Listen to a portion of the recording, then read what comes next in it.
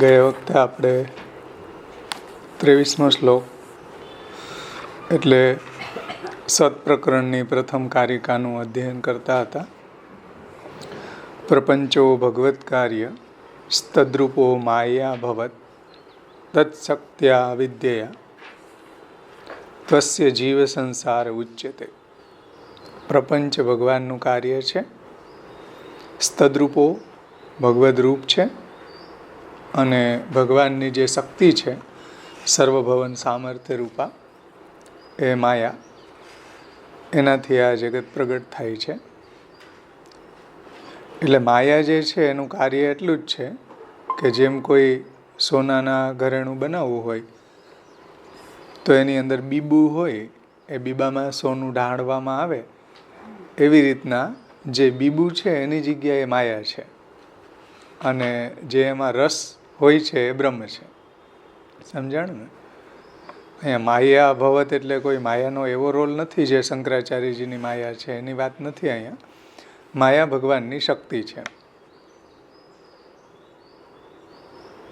એટલે સોનાનો રસ બીબામાં ઢાળવામાં આવે તો આપણે ત્યાં માયા છે એ બીબાના રૂપમાં છે, પરંતુ એમાં જે રસ છે એ તો બ્રહ્મ જ છે.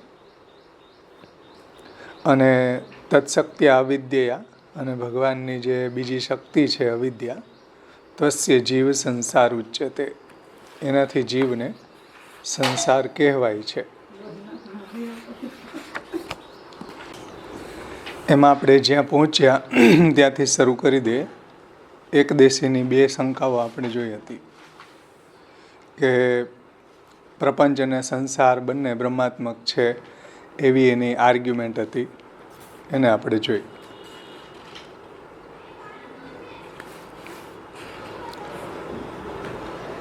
હવે ત્રીજી શંકા જુઓ, પેજ નંબર 40 ઉપર.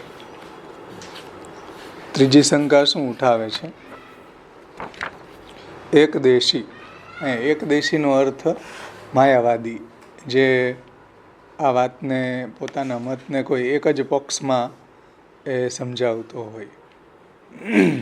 એકદેશી પુનઃ શંકા કરે है कि सिद्धांति को ये कहना भी ठीक नहीं है कि श्रुति में बंधन को अविद्याजन्य कहो गयो है.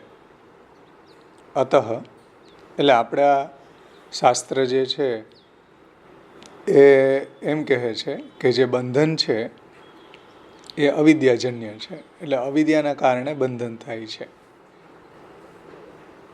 अतः બંધનાત્મક સંસાર કો મિથ્યા ही मानना चाहिए. આવું જે આપણે કહી રહ્યા છીએ, हाँ, सिद्धांति को ये कहना भी ठीक नहीं है कि श्रुति में बंधन को अविद्याजन्य कहो गयो है, अतः बंधनात्मक संसार को मिथ्या ही मानना चाहिए. ब्रह्मात्मक सत्य तथा नित्य नहीं. આવું આપણે કહીએ છીએ. આપણે જે કહીએ છીએ એને પૂર્વ પક્ષી એમ કહે છે કે તમે જે આવું કહી રહ્યા છો કે સંસાર અવિદ્યાજન્ય છે અને બંધનાત્મક સંસાર જે છે મિથ્યા છે, બ્રહ્માત્મક સત્ય અને નિત્ય નથી, ક્યોંકि બંધન રૂપી સંસાર તથા દંડ घटादि में समानता प्रसिद्ध है. फलतः संसार को मिथ्या स्वीकार करिवे पर दंड घट आदि को भी मिथ्या मानवे को अनिष्ट प्रसंग उपस्थित होएगो. આવું જો તમે કહેતા હોય તો એ પણ યોગ્ય નથી, એવું એકદેશી માયાવાદી આપણને કહે છે. સમજમાં આવ્યું ને? કે ભાઈ તમે સંસારને અવિદ્યાજન્ય માનો છો અને બંધનાત્મક સંસાર છે મિથ્યા છે, બ્રહ્માત્મક સત્ય કે નિત્ય નથી. તો જેમ તમે સંસારને મિથ્યા માનો છો, જે જગત મધ્યપાતી છે, એવી રીતના જગતની અંદર રહેલા ઘટ અને પટને પણ મિથ્યા જ માનવું જોશે. તો સમજાણું ને? પૂર્વ પક્ષે આપણને એમ કહે છે કે જગતની મધ્યપાતી રહેલો જે સંસાર છે એને તમે મિથ્યા માનો છો, એને તમે બ્રહ્માત્મક નથી માનતા, એને તમે સત્ય કે નિત્ય નથી માનતા, એને તમે માયાજન્ય માનો છો, વેલકમ. ચાલો, તો જગત મધ્યપાતી રહેલા જે દંડ અને ઘટ છે એને મિથ્યા માનો ને. એને પણ મિથ્યા માનવે કો અનિષ્ટ પ્રસંગ ઉપસ્થિત હોય ગો ભાઈ. સમજમાં આવીને?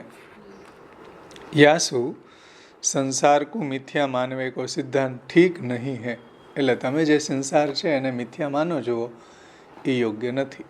કાં તમે બધું મિથ્યા માનો, કાં તમે બધું સત્ય માનો. ઘટ પટ અને જગત મધ્યપાતી રહેલા જેટલા બી પદાર્થ છે એને તમે સત્ય માનો છો, તો એની મધ્યમાં રહેલા સંસારને સત્ય માનો.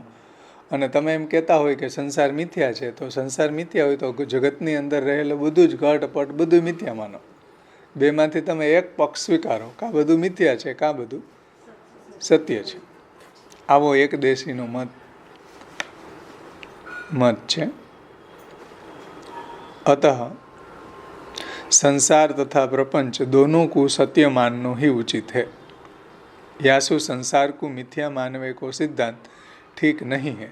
अतः તેથી સંસાર તથા પ્રપંચ દોનો કો સત્ય માનનો ही ઉચિત है. એટલે તમે સંસાર જે જગત મધ્યપાતી છે અને જગત મધ્યપાતી જે ઘટપટ વગેરે જે છે બધું જ તમે પ્રપંચ એ બધાને તમે સત્ય માનવું જ જોઈએ.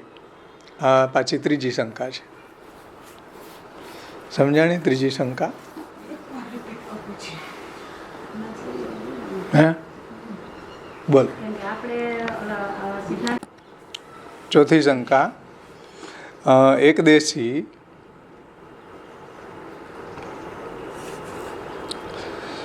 देशी संग्रह श्लोक सु अपने मत को उपसंहार करे हैं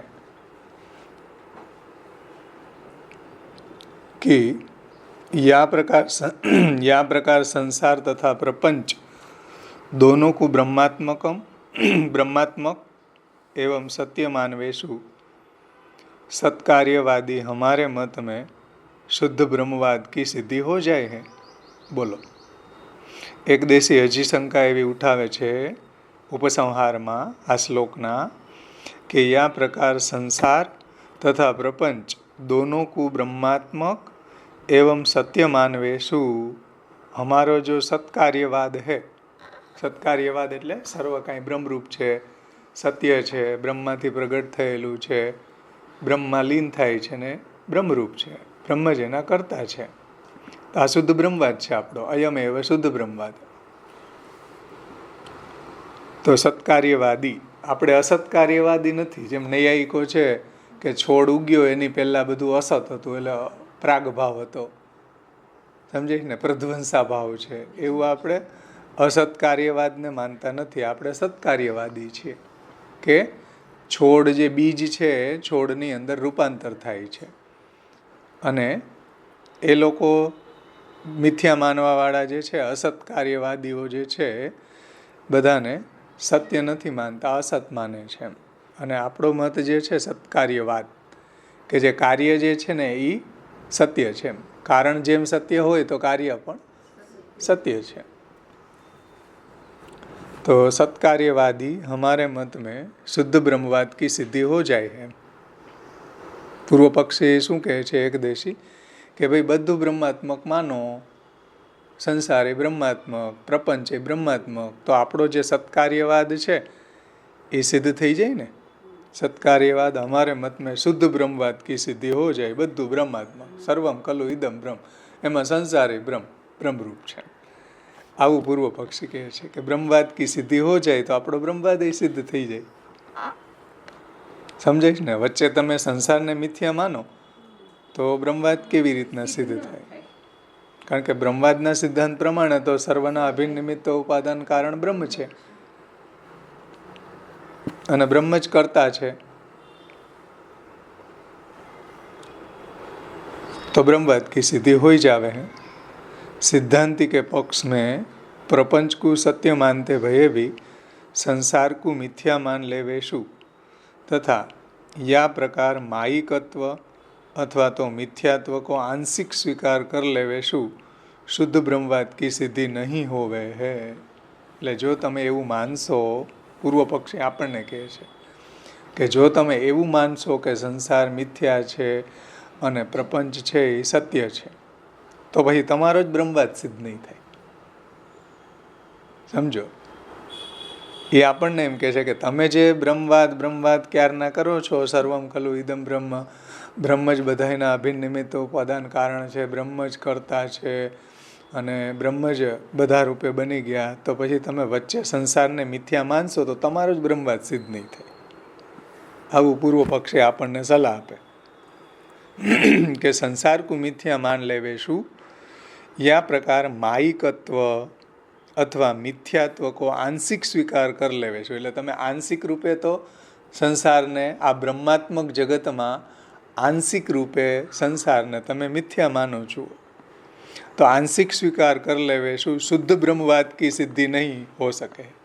જે શુદ્ધ બ્રહ્મવાદનો સિદ્ધાંત છે, સર્વમ ખલુ ઇદમ બ્રહ્મ, એની સિદ્ધિ નહીં થઈ શકે.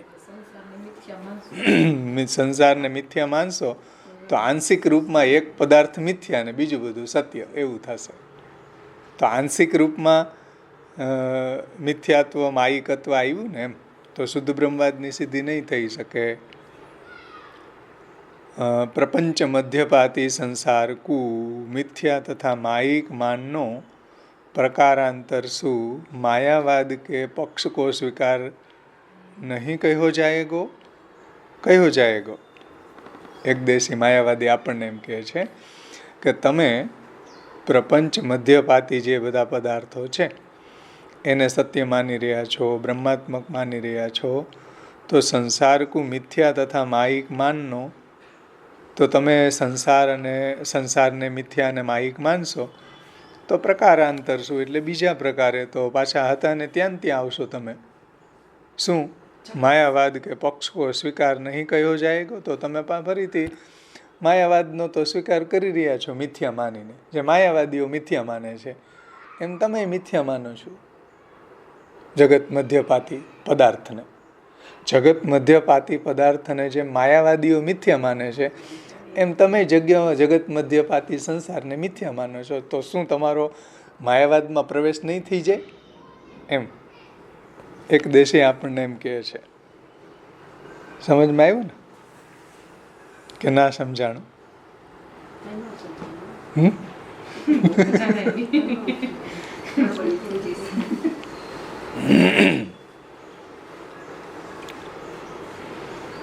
ચાલો ફરીથી कि यह प्रकार संसार तथा प्रपंच दोनों को ब्रह्मात्मक एवं सत्य मानवे सु सत्कार्यवादी हमारे मत में शुद्ध ब्रह्मवाद की सिद्धि हो जाएगी. એટલે બેયને સત્ય માનો તમે, સંસારને, જગતને, પ્રપંચને, તો આપણો બ્રહ્મવાદ સિદ્ધ થઈ જાય. સાવ સહેલું, કાંઈ વાંધો જ નહીં. સમજાઈશ ને? દોડવું તું ને તળ આવી ગયો, ભાવતું તું ને વૈદ્ય બતાવી દીધું. બોલો. परंतु सिद्धांति के पक्ष में प्रपंच को सत्य मानते भये भी संसार को मिथ्या मान लेवे शू प्रॉब्लम आवशे? समझे ने? બધું સત્ય માનશો તો કાંઈ પ્રોબ્લેમ નહીં આવે.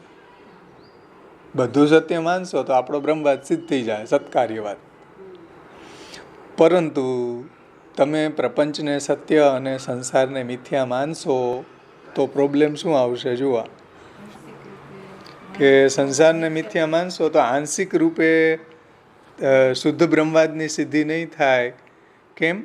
પ્રપંચ મધ્યપાતી સંસાર કુ મિથ્યા માયિક માનનો, એટલે સંસાર પ્રપંચ મધ્યપાતી સંસાર છે અને તમે જો મિથ્યા માનશો તો જેવી રીતના માયાવાદીઓ આ જગતને મિથ્યા માને છે એમ તમે જગત મધ્યપાતી સંસારને મિથ્યા માનો છો. તો ફરીથી તો હતા ને ત્યાં આવ્યા, એ તો માયાવાદનો મતનો સ્વીકાર તો પાછો તમે કરી રહ્યા છો. એમ થયો ને? માયાવાદના મતનો સ્વીકાર, મિથ્યા માનો તમે, પ્રપંચ મધ્યપાતી સંસારને મિથ્યા માનો તો એ માયાવાદનો પ્રવેશ થઈ ગયો ને. કારણ કે માયાવાદીઓ પ્રપંચ મધ્યપાતી જે બી છે એ બધું મિથ્યા માને છે. આવી પૂર્વ પક્ષની એક દેશીની આર્ગ્યુમેન્ટ છે. સમજાણું? ચલો તમારો વારો સમજાવવાનો. પેલી શંકાનું સમાધાન હવે શ્રી મહાપ્રભુજી કરે છે. સંસાર કુ મિથ્યા માનનો માયાવાદી કે પક્ષ કો સ્વીકાર નહીં કહ્યો જા શકે હે. આ મહાપ્રભુજીનો સ્ટેટમેન્ટ છે કે સંસાર કુ મિથ્યા માનનો માયાવાદી કે પક્ષ કો સ્વીકાર નહીં કહ્યો જા શકે હે. અહીંથી સમાધાન શરૂ થાય છે કે સંસારને મિથ્યા માનવાથી માયાવાદીના પક્ષનો સ્વીકાર નહીં થાય. ભાઈ અહીંયા જે છેલ્લે કીધું ને કે તમે જગતને સત્ય માનો અને જગત મધ્યપાતી પ્રપંચ છે એ સત્ય માની રહ્યા છો અને પ્રપંચ મધ્યપાતી સંસારને મિથ્યા માનો છો, તો આંશિક રૂપમાં માયાવાદનો સ્વીકાર નહીં થઈ જાય. તો શ્રી મહાપ્રભુજી કહે છે કે નહીં, સંસારને મિથ્યા માનવાથી માયાવાદના પક્ષનો સ્વીકાર નહીં થાય. ભાઈ કેમ? તેનું કારણ હવે શ્રી આચાર્ય ચરણો સમજાવે છે. શંકાનો જવાબ હવે શરૂ થાય છે કે सिद्धांत में प्रपंच की ब्रह्मात्मकता को प्रतिपादन श्रुति वचन के आधार पर कियो जावे है. કોઈ બી વસ્તુને કેવી હોય, તાત્વિક દર્શન, ફિલોસોફી, તો એ શ્રુતિ વચનના આધાર ઉપર આપણે કેવી જોઈએ. શાસ્ત્રના પ્રમાણોથી કોઈ પણ વાત કેવી જોઈએ. શ્રી મહાપ્રભુજી કહે છે મનગઢંત રીતે કાંઈ ન ચાલે. શાસ્ત્ર કઈ રીતના એને ડિફાઇન કરે છે એ રીતના સમજાવવું જોઈએ. તો सिद्धांत में यानी शास्त्र के सिद्धांत में, वाल्लभ सिद्धांत में प्रपंच की ब्रह्मात्मकता को प्रतिपादन श्रुति वचन के आधार पर कियो जावे है. એટલે સર્વ પ્રપંચ છે બ્રહ્માત્મક છે અને શ્રુતિ પણ બધા પ્રપંચને બ્રહ્માત્મક કહે છે. શ્રુતિ વચનના આધારે આ વાતને આપણે સમજી શકીએ.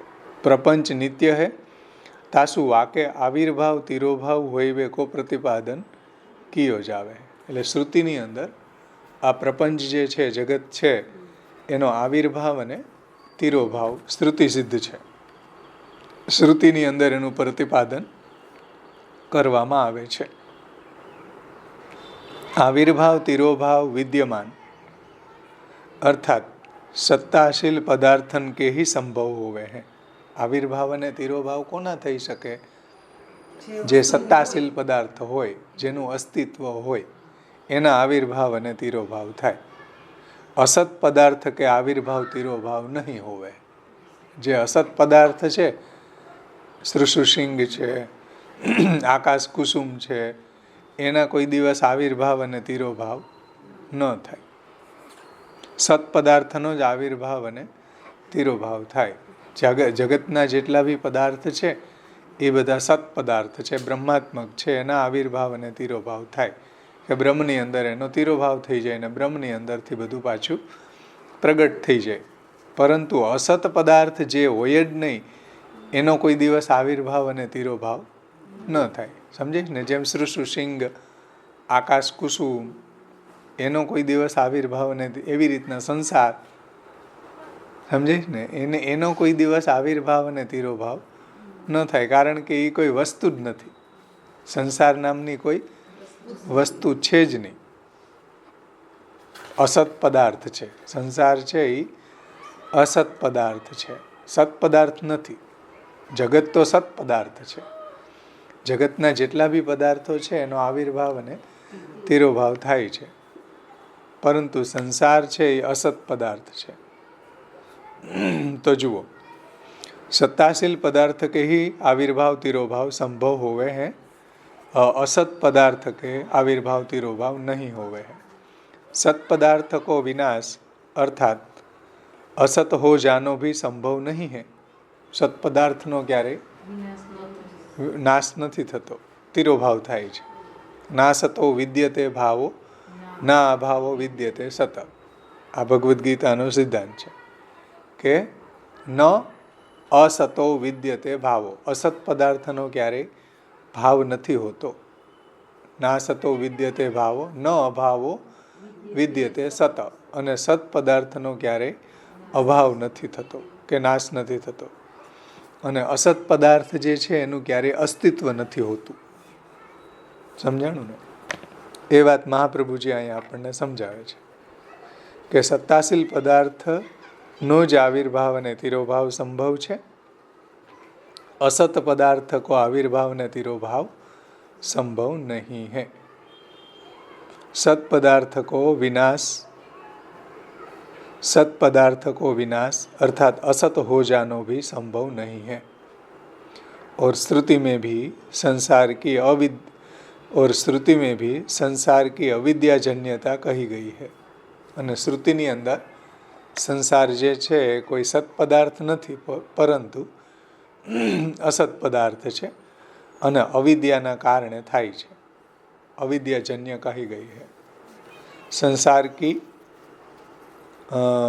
श्रुति में भी संसार की अविद्याजन्यता, अविद्याजन्यता एटले अविद्याना कारणे उत्पन्न थतो, अविद्याना कारणे ए जन्य एटले उत्पन्न थाय छे के एनाथी जन्मे छे। अविद्याना कारणे देखाय छे एम समझी लो। अविद्याजन्यता कही गई है। श्रुति में कहूँ संसार को प्रपंच की न्यायी एटले प्रपंचनी जेम ब्रह्मात्मक अथवा तो सत्य नहीं बतायो गयो है। श्रुतिनी अंदर कोई पण जग्याए संसारने ब्रह्मात्मक कहेलो नथी। आ प्रपंच छे एने ब्रह्मात्मक कह्यो छे श्रुतिमां, परंतु संसार ने क्यांय पण कोई पण शास्त्र में, वेद में, गीता, ब्रह्मसूत्र, भागवत इत्यादि कोई पण शास्त्र नी अंदर संसार जे छे एने क्यांय प्रपंचनी जेम सत्य कहेलो नथी। तो श्रुति में कहूँ भी संसार को प्रपंच की न्यायी एटले प्रपंचनी जेम ब्रह्मात्मक अथवा तो सत्य नहीं बतायो गयो है। पूर्वदाहृद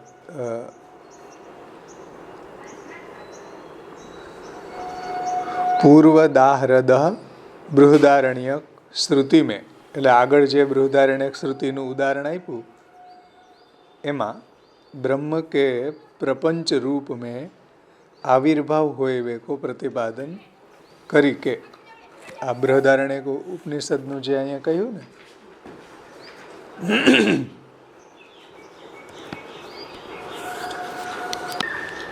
सवे नैव रेमे, बृहदारण्यक उपनिषद 1:4-3 है ने। सवे नैव रेमे तसे एकाकी न रमते स्वद्वितीय में इच्छत। ई जे छे ने बृहदारण्यकमां कह्युं छे कि वाने रमण नहीं कियो, अतएव एकाकी पुरुष रमण नहीं करते हैं, वाने दूसरे की इच्छा करी। तो आजे बृहदारण्यक उपनिषदનું वाक्य છે એમાં श्रुति में ब्रह्म के प्रपंच रूप में आविर्भाव होए को प्रतिपादन करी के એટલે ब्रह्म ज आ प्रपंचना रूपમાં आविर्भूत थाय छे એવું વર્ણન કરીને अविद्यासो संसार की उत्पत्ति तथा विद्यासो वा मिथ्या संसार के नाश को प्रतिपादन भयो है। समझो आ प्रपंच बधु छे, आ जगत छे, बधानो आविर्भाव ब्रह्ममांथी थाय छे एवं प्रतिपादन श्रुति करे छे।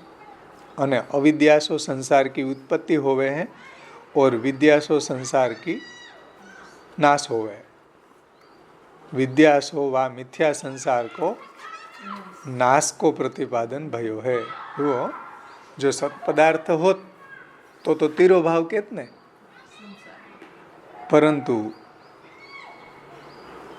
जे संसार छे जो सत्पदार्थ होत तो एने तिरोभाव केत ने, परंतु संसार छे मिथ्या छे एटले अहीं कही रह्या छे के अविद्याथी एनो नाश थाय छे। समझे ने? सॉरी, विद्याथी एनो नाश थाय छे। अविद्याथी संसार उत्पन्न थाय छे अने विद्याथी संसारनो नाश थाय छे एवुं प्रतिपादन श्रुतिओमां करेलुं छे। समझमां आव्युं ने? अतः संसार को प्रपंचशु भिन्न होनो श्रुति सिद्ध है। એટલે સંસાર છે એ આ પ્રપંચથી ભિન્ન છે, પ્રપંચ મધ્યપાતી નથી। સંસાર જેમ ઘટ અને પટ આ પ્રપંચ મધ્યપાતી પદાર્થો છે, બ્રહ્માત્મક છે, સત્ય છે, એવી રીતના સંસાર નામનું કોઈ વસ્તુ છે જ નહીં। એ કોઈ પ્રપંચ મધ્યપાતી પદાર્થ છે નહીં, કેવલ એવી ભ્રાંતિ માણસને થઈ જાય છે। अतः संसार को प्रपंचसु भिन्न होनो श्रुति सिद्ध है। फलतः संसार को प्रपंच से भिन्न तथा विद्या द्वारा विनाश्य मानवे पर वाकु असत ही माननो पड़ेगो। श्रुति आ रीतना समझावे छे કે ભાઈ સંસાર છે એ પ્રપંચથી ભિન્ન છે। તો અહીંયા ફલિત શું થયું? ફલતઃ યાની ફલિત એ થયું કે સંસાર કુ પ્રપંચ સો ભિન્ન તથા વિદ્યા દ્વારા વિનાશ્ય માનવે પર, સંસાર જે છે પ્રપંચથી ભિન્ન છે અને વિદ્યાથી પ્રપંચનો વિદ્યાથી સંસારનો નાશ થાય છે। એટલા માટે સંસાર છે એ અસત છે, આ વાત શ્રુતિ કહે છે। એટલા માટે સંસાર છે એ અસત છે। એટલે પૂર્વ પક્ષીએ જે પેલી શંકા ઉઠાવી હતી ને કે પ્રપંચ તથા સંસાર દોનો કો બ્રહ્માત્મક અને સત્ય માનવે વારે सत्कार्यवादी ब्रह्मवादी एक देशी शंका करे है कि जो प्रपंच जहाँ प्रकार दंड और मुद्गर,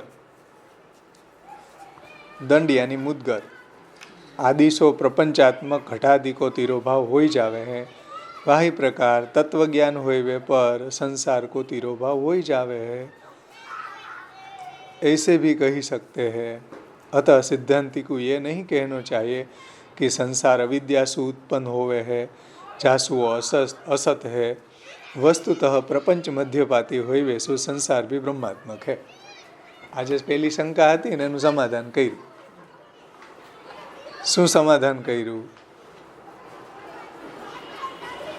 કે સંસાર જે છે એ બ્રહ્માત્મક નથી। સમજો, બ્રહ્મની જે આવિર્ભાવ અને તિરોભાવ નામની શક્તિ છે એનાથી આ બધો પ્રપંચ પ્રગટ થાય, ઉત્પન્ન થાય છે, આવિર્ભાવ ને તિરોભાવ થાય છે, સમજો। અને અસત પદાર્થ જે છે એનો કોઈ દિવસ આવિર્ભાવ અને તિરોભાવ ન થાય। સત પદાર્થ હોય એનો જ આવિર્ભાવ થાય છે। નાસતો વિદ્યતે ભાવો ન અભાવો વિદ્યતે સત। અને શ્રુતિની અંદર એ કીધું છે કે સંસાર જે છે એ તો અવિદ્યાજન્ય છે અને પ્રપંચ છે એ બ્રહ્માત્મક છે, ભગવદાત્મક છે। એવું બૃહદારણ્યક ઉપનિષદની અંદર કહ્યું ને, સવે નૈવ રેમે સ એકાકી ન રમતે સ્વદ્વિતીયમેચ્છત સ આત્માનમ દ્વેધા પાતયત। પોતે જ બધા રૂપે બની ગયા ને। એટલા માટે સંસાર જે છે એ અસત પદાર્થ છે અને અવિદ્યાથી એનો નાશ થાય છે, અવિદ્યાથી એનો ઉત્પન્ન થાય છે, અને વિદ્યાથી એનો નાશ થાય છે। તો નાશ કઈ વસ્તુનો થાય કે જે વસ્તુનું અસ્તિત્વ હોય જ નહીં, સમજાય છે ને? જેમ શ્રુશુસિંગ છે, આકાશ કુસુમ છે, આ બધા અસત પદાર્થ છે, સમજાણું? જો હોય જ નહીં તો નાશ કેવી રીતના? એટલે શ્રુતિ શું કહે છે જુઓ, ધ્યાનથી સમજો कि संसार को प्रपंच की न्याय ब्रह्मात्मक अथवा तो सत्य नहीं बतायो गयो है। आવું બૃહદારણ્યક ઉપનિષદની અંદર કહ્યું છે।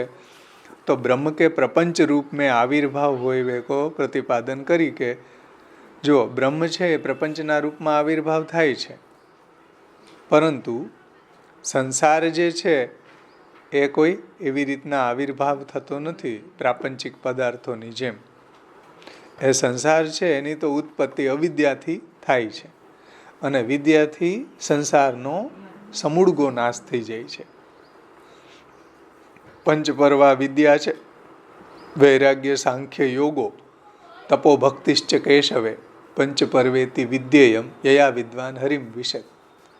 કે વૈરાગ્ય, સાંખ્ય, યોગ, તપ અને ભક્તિ, આ 5 પ્રકારની જે વિદ્યા છે એનાથી અવિદ્યાનો, સંસારનો નાશ થાય છે। તો સંસાર કી ઉત્પત્તિ અવિદ્યાથી થાય છે અને વિદ્યાથી સંસારનો નાશ થાય છે। એટલા માટે સંસાર જે છે એ પ્રપંચથી ભિન્ન વસ્તુ છે, કારણ કે પ્રપંચ છે એનો તિરોભાવ થાય છે, એનો નાશ થતો નથી, એનો આવિર્ભાવ અને તિરોભાવ થાય છે। ભગવાનની શક્તિ જે છે આવિર્ભાવ અને તિરોભાવ એના દ્વારા પ્રપંચ જે છે એનો નાશ થાય છે। એટલે ફલિત અહીંયા એ થાય છે કે સંસાર જે છે એ પ્રપંચથી ભિન્ન છે અને વિદ્યાથી એનો નાશ થાય છે. એટલા માટે સંસારને અસત્ય માનવો જોઈએ. આ મહાપ્રભુજીનો જે પૂર્વ પક્ષીએ જે આર્ગ્યુમેન્ટ કરી હતી એનું ખંડન આચાર્ય ચરણોએ કર્યું. સમજાણું ને?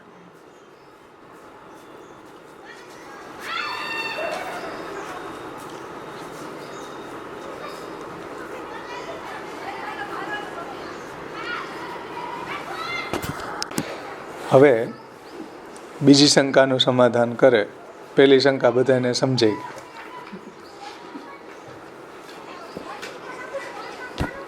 હવે જુઓ બીજી શંકા શું કરે. બીજી શંકા શું હતી પૂર્વ પક્ષીની? કે ઓર એક દેશીને જો એક દેશીને ये કહી કે दंड और मुद्गर घटादि तथा अविद्याकृत बंधन एवं विद्याकृत मोक्ष में समानता है, वाके विरोध में हम ये कहना चाहते हैं. હવે એક દેશીએ જે બીજો પક્ષ ઉઠાવ્યો હતો ને કે ભાઈ જેવી રીતના દંડથી ઘડાનો નાશ થાય છે, સમજો, અને જગત મધ્યપાતી હોવાથી દંડો અને ઘડો બંને બ્રહ્માત્મક છે, સત્ય છે. તો દંડ और घट आदि तथा अविद्याकृत बंधन एवं विद्याकृत मोक्ष में समानता है. समझे ने? एवी રીતના જેમ એક દેશીએ પૂર્વ પક્ષીએ એવી શંકા કરી હતી કે દંડાથી ઘડાનો તિરોભાવ થાય છે, નાશ થાય છે, અને બે જગત મધ્યપાતી હોવાથી દંડો અને ઘડો બે સત્ય છે, બ્રહ્માત્મક છે. તો એવી રીતના અવિદ્યાથી સંસાર થાય છે ને વિદ્યાથી સંસારનો નાશ થાય છે. જેવી રીતના ઘડાનો આવિર્ભાવ થાય છે અને દંડાથી ઘડાનો નાશ થાય છે, તિરોભાવ થાય છે. નાશ નહીં પણ તિરોભાવ થાય છે. તો એવી રીતના અવિદ્યાથી સંસારનો આવિર્ભાવ થાય છે અને વિદ્યારૂપી દંડથી સંસારનો નાશ થાય છે. અવિદ્યારૂપી ઘડો આવિર્ભાવ થાય છે સંસાર રૂપી. આવો એનો હતો ને આર્ગ્યુમેન્ટ. સમજો બીજી આર્ગ્યુમેન્ટ શું હતી?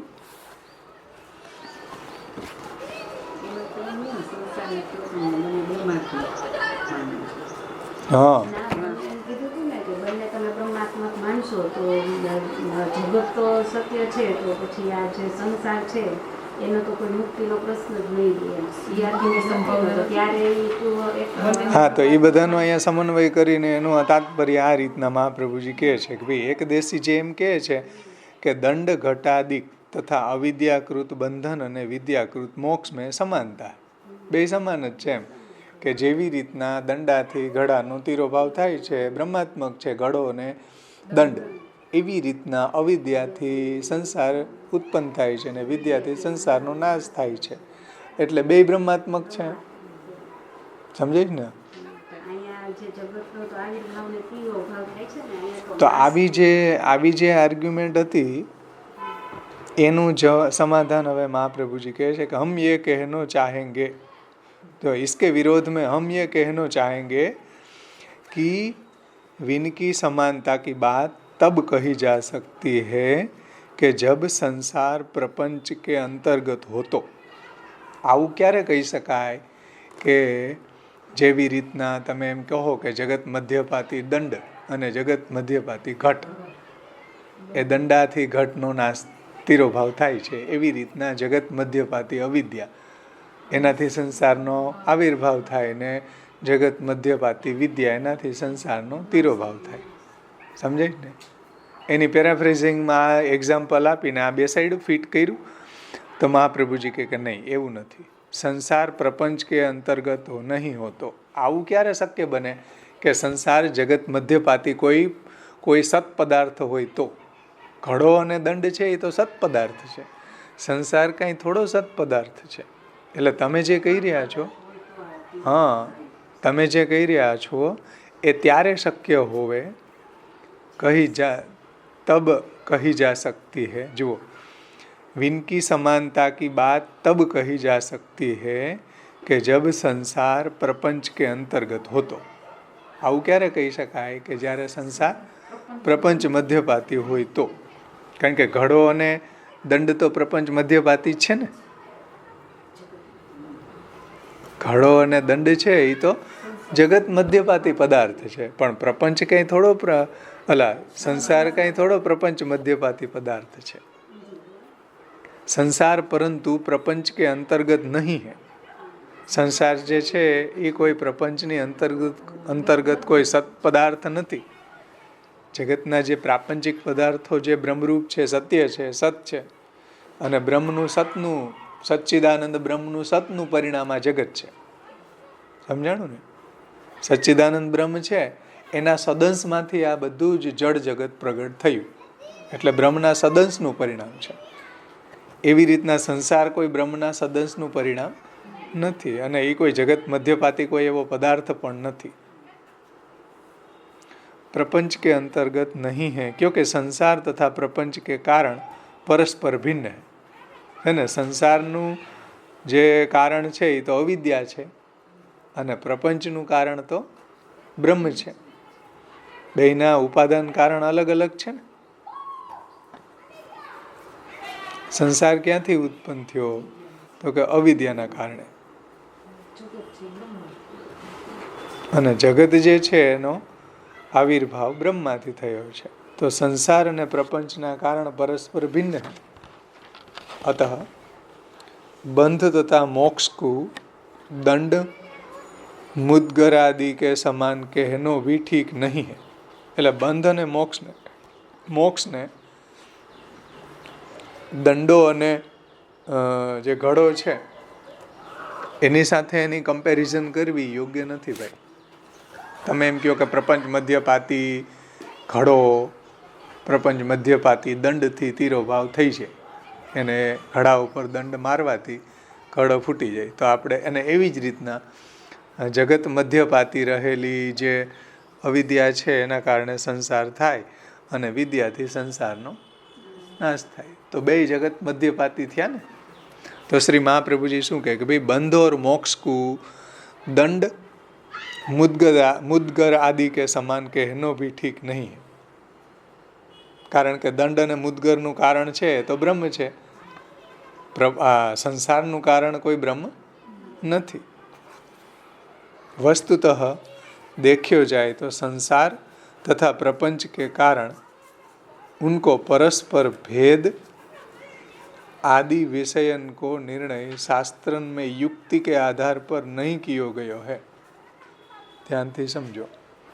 वस्तुतः देखो जाए तो संसार तथा प्रपंच के कारण, એટલે સંસારનું કારણ અને પ્રપંચનું કારણ. સંસારનું કારણ શું ભાઈ? અવિદ્યા. પ્રપંચનું કારણ ब्रह्म. उनको परस्पर भेद आदि विषय को निर्णय शास्त्र में युक्ति के आधार उनको परस्पर भेद आदि विषय को निर्णय शास्त्र में युक्ति के आधार पर नहीं कियो गयो है. એટલે આ જે ભેદ છે એ કોઈ તમે યુક્તિથી કરતા હોય એનું કમ્પેરિઝન તો એ શાસ્ત્રોક્ત નથી. યુક્તિથી એનો નિર્ણય ન થાય. શાસ્ત્રે જે રીતને એનો નિર્ણય કર્યો છે એ રીતના થાય. તમે તો એક્ઝામ્પલ દઈ દીધું કે લ્યો જગત મધ્યપાતી ઘડો અને દંડ બે જગત મધ્યપાતી છે તો એ સત્ય છે. એવી રીતના જગત મધ્યપાતી સંસાર છે એ બ્રહ્માત્મક છે. એમ યુક્તિથી કીધું. તમે શાસ્ત્રથી સિદ્ધ કરો, હાલ ચાલો શાસ્ત્રમાં પ્રમાણ બતાવો આવી રીતના તમે જેવું કહો છો એવું. ભાઈ તમે એમ કહો કે જો જગત મધ્યપાતી દંડ, જગત મધ્યપાતી ઘડો, જગત મધ્યપાતી દંડથી ઘડો ફૂટી જાય, ગળાનો તિરોભાવ થાય ને, એવી રીતના જગત મધ્યપાતી અવિદ્યાના કારણે સંસાર ઉત્પન્ન થાય અને વિદ્યાના કારણે સંસાર નાશ પામે. આ યુક્તિથી કીધું. આનું પ્રમાણ આપો. શાસ્ત્રમાં આવું કંઈ કીધું? સમજો, કોઈ બી વાતનો નિર્ણય છે કોઈ દિવસ તર્કથી ન થાય, શાસ્ત્રથી થાય. આ તો તમે આવું અહીંયા જગતમાં દેખાતું હતું તો તમે યુક્તિથી આવું કહી દીધું સંસારની બાબતમાં. એમ જેવું ઘડા અને દંડાની બાબતમાં કહી દીધું એવું તમે સંસારની બાબતમાં યુક્તિથી કહી દીધું, પણ હકીકતમાં એવું છે નહીં. શાસ્ત્ર શું કહે છે જુઓ આ બાબતમાં, ધ્યાનથી સમજો कि उनको परस्पर भेद आदि विषयन को निर्णय शास्त्र में युक्ति के आधार पर नहीं कियो गयो. યુક્તિથી એનો નિર્ણય ન થાય. શાસ્ત્રી જે સિદ્ધાંતો છે, વેદ, ગીતા, બ્રહ્મસૂત્ર, ભાગવત, એનાથી એનો નિર્ણય થાય. યુક્તિથી એનો નિર્ણય ન થાય. समझ में આવે ને વાત? युक्ति के आधार पर इसका निर्णय नहीं किया गया है. अतएव सिद्धांती हूँ उक्त विषयन को प्रतिपादन युक्ति के आधार पर नहीं. એટલે આપણે સિદ્ધાંતી આનું પ્રતિપાદન, સંસાર મિથ્યા છે, જગત સત્ય છે, બ્રહ્માત્મક છે, આનું પ્રતિપાદન આપણે કોઈ યુક્તિથી નથી કરતા, શાસ્ત્રના આધાર ઉપર કરીએ છીએ ભાઈ. અપિતુ શ્રુતિ કે આધાર પર કર રહ્યો હૈ. સિદ્ધાંતી જે આ કોઈ બી વાત કરી રહ્યા છે મહાપ્રભુજી, તો એ શાસ્ત્રને કમિટેડ થઈને કરે છે, યુક્તિથી નથી કરતા. સમજાણી ને વાત? કોઈ વસ્તુ જે છે એનો યુક્તિથી નિર્ણય કરવામાં ન આવે, એનો શાસ્ત્રથી નિર્ણય થવો જોઈએ. શાસ્ત્રીય પદાર્થનો નિર્ણય શાસ્ત્રથી કરવામાં આવે, યુક્તિથી ન થાય. જેમ હું તમને કહું કે ભાઈ આ ટેબલ છે એ બ્રહ્માત્મક છે, તો ટેબલ બ્રહ્માત્મક છે એનો નિર્ણય યુક્તિથી ન કરી શકાય, શાસ્ત્રથી જ કરી શકાય. કે વેદમાં એમ કહ્યું છે કે જગત બ્રહ્માત્મક છે, જગત બ્રહ્માથી પ્રગટ થયું છે, જગતના અભિન્ન નિમિત્તો ઉપાદાન કારણ અને કર્તા બ્રહ્મ છે, તો જગત મધ્યપાતી જેટલા બી પદાર્થ છે એનું કારણ બ્રહ્મ છે. આવું શાસ્ત્ર એમ કહે છે, એટલે આ ટેબલ બ્રહ્માત્મક છે. હું મારી બુદ્ધિનો વઘાર છાંટું આમાં કે આ ટેબલ બ્રહ્માત્મક છે, તો એવી રીતના બુદ્ધિથી એને કોઈ દી, આપણા તર્કથી એને કોઈ દી સિદ્ધ કરી શકાય નહીં. કોઈ પણ વસ્તુ શાસ્ત્રી જે વિષય છે એને તર્કથી સિદ્ધ ન કરાય, એને શાસ્ત્રથી સિદ્ધ કરવાનો હોય. શાસ્ત્રથી એનો નિર્ણય થાય હંમેશા. કોઈ પણ વસ્તુનો નિર્ણય શાસ્ત્રથી થાય. સમજમાં આવી વાત? તો શ્રુતિ કે આધાર પર કર્યો જાવે. समझो, उक्त विषय को प्रतिपादन युक्ति के आधार पर नहीं अपितु श्रुति के आधार पर कर रह्यो है. अतः श्रुति में आस्था रखवे वारे, એટલે જેને શ્રુતિમાં શ્રદ્ધા હોય એને તો શ્રુતિની જ વાત માનવી જોઈએ, બીજા ભલે ગમે એમ કહેતા હોય. श्रुति में जिसकी आस्था है, श्रुति में आस्था रखवे वारे आस्तिकन कु. आस्तिक એટલે શું ભાઈ? જે શાસ્ત્રમાં જે શ્રદ્ધા છે એને આસ્તિક કહેવાય. સમજાણું ને? ભગવાનને માને ને ભગવાનને ન માને, આપણે એને એમ કહીએ કે આસ્તિક છે ને નાસ્તિક છે, એવું નહીં હો. શાસ્ત્રને જે માની રહ્યા છે એ આસ્તિકવાદ છે, અને શાસ્ત્રને જે નથી માનતા એ નાસ્તિકવાદ છે.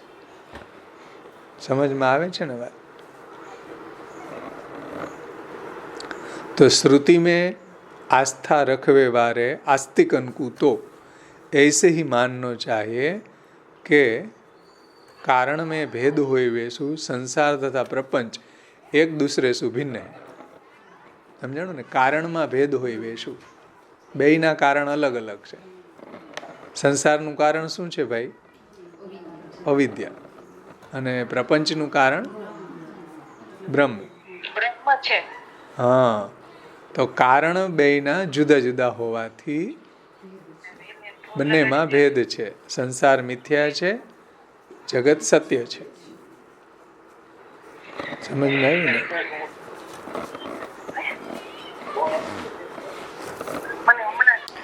હવે આખી જે મહાપ્રભુજીનો સિદ્ધાંત છે એને સમરી કરી દો.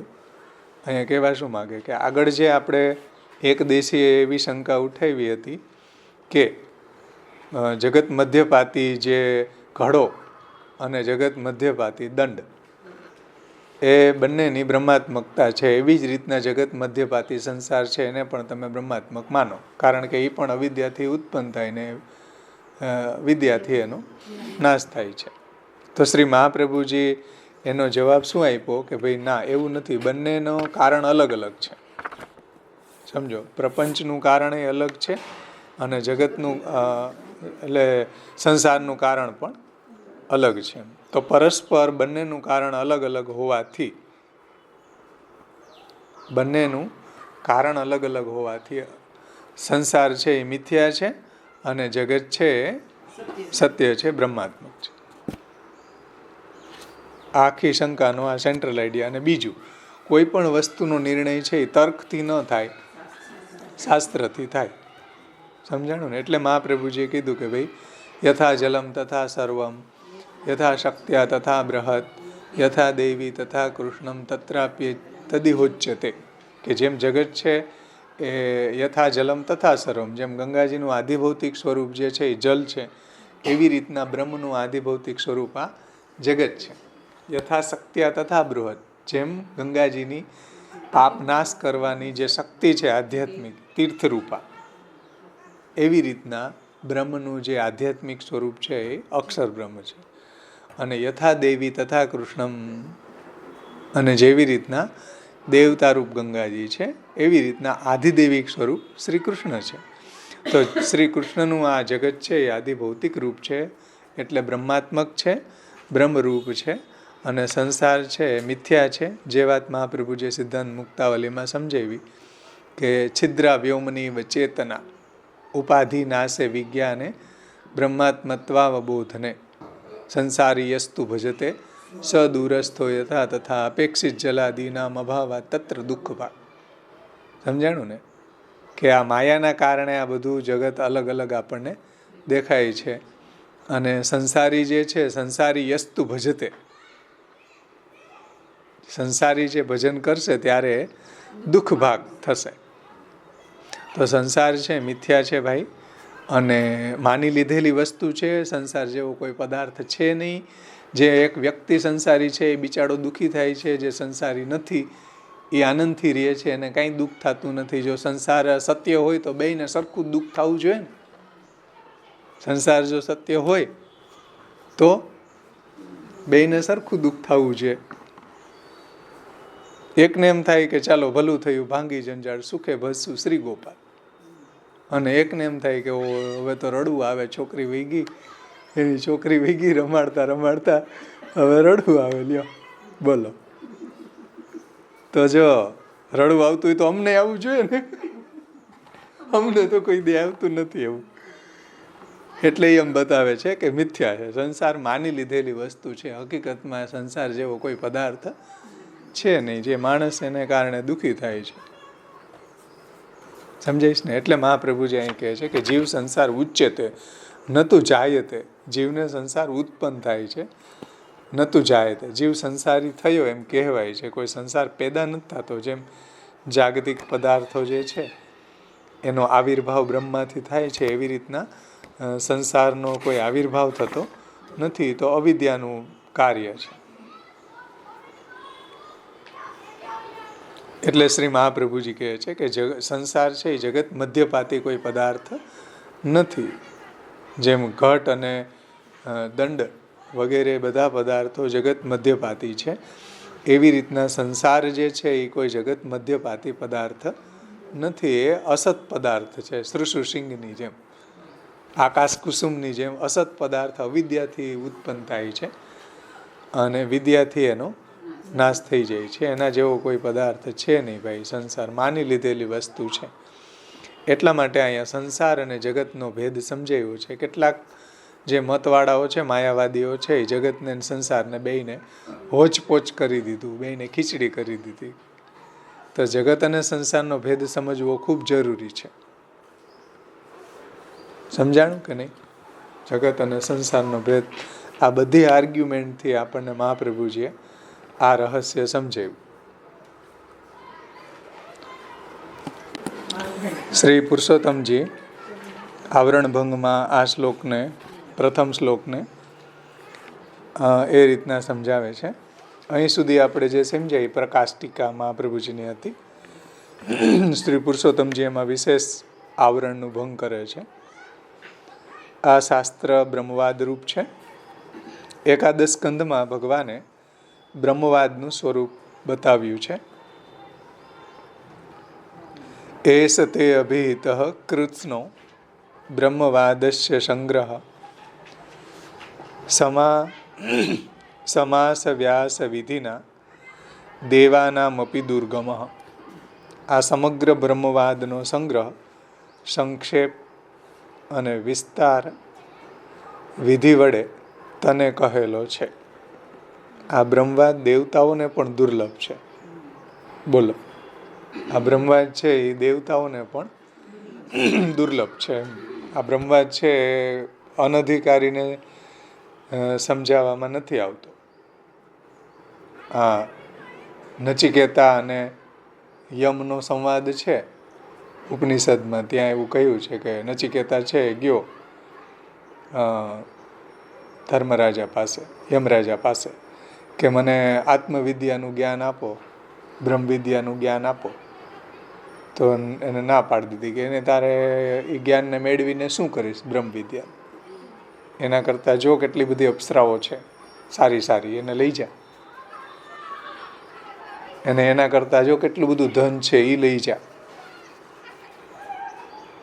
એટલે ઘણી બધી લાલચ આપી એને નચિકેતાને, તું આ લઈ જા ને આ લઈ જા. તો બ્રહ્મવિદ્યાનું જ્ઞાન મેળવવાની તારે આવશ્યકતા નથી, હજી તો તું કેવડો નાનો છે, નચિકેતાને કહે છે. તો નચિકેતા પોતાના જે નિર્ણય છે એના ઉપરથી ચલાયમાન ન થયો કે નહીં, આવું કાંઈ જોતું જ નથી, મને બ્રહ્મ જ્ઞાન આપો. એટલે અહીં જો કહી રહ્યા છે કે બ્રહ્મજ્ઞાન દેવતાઓને દુર્લભ છે. આ બ્રહ્મજ્ઞાન છે દેવતાઓને દુર્લભ છે. બ્રહ્માજી છે ડાયરેક્ટ એને બ્રહ્મજ્ઞાન આપતા નથી. જ્યારે વિરોચન અને ઇન્દ્ર ગયા કે ભાઈ આત્મવિદ્યાનો ઉપદેશ આપો, તો કે જાઓ પહેલાં તમે બે તપ કરો, અંતઃકરણ શુદ્ધ થાય તમારું બેયનું, પછી આવજો. તો બે પહેલાં કેટલા વર્ષો સુધી તપ કર્યું, પછી ગયા. પછી બેયને થોડું હજી એવું લાગ્યું કે અંતઃકરણ શુદ્ધ નથી થયું, પાછું તપ કરવા મોકલ્યું. સમજીશ ને? એટલે કેટલી દુર્લભતા છે બ્રહ્મવાદની એ ત્યાં સમજાવી છે.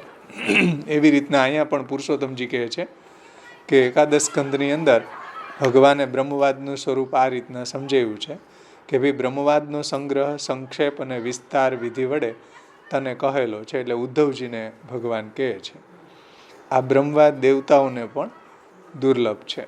એકાદશ સ્કંદમાં કહેલા વિષય બ્રહ્મવાદનું સ્વરૂપ ભગવાને કહેલું છે અને આ શાસ્ત્ર તદનુસાર હોવાથી બ્રહ્મવાદ રૂપ છે.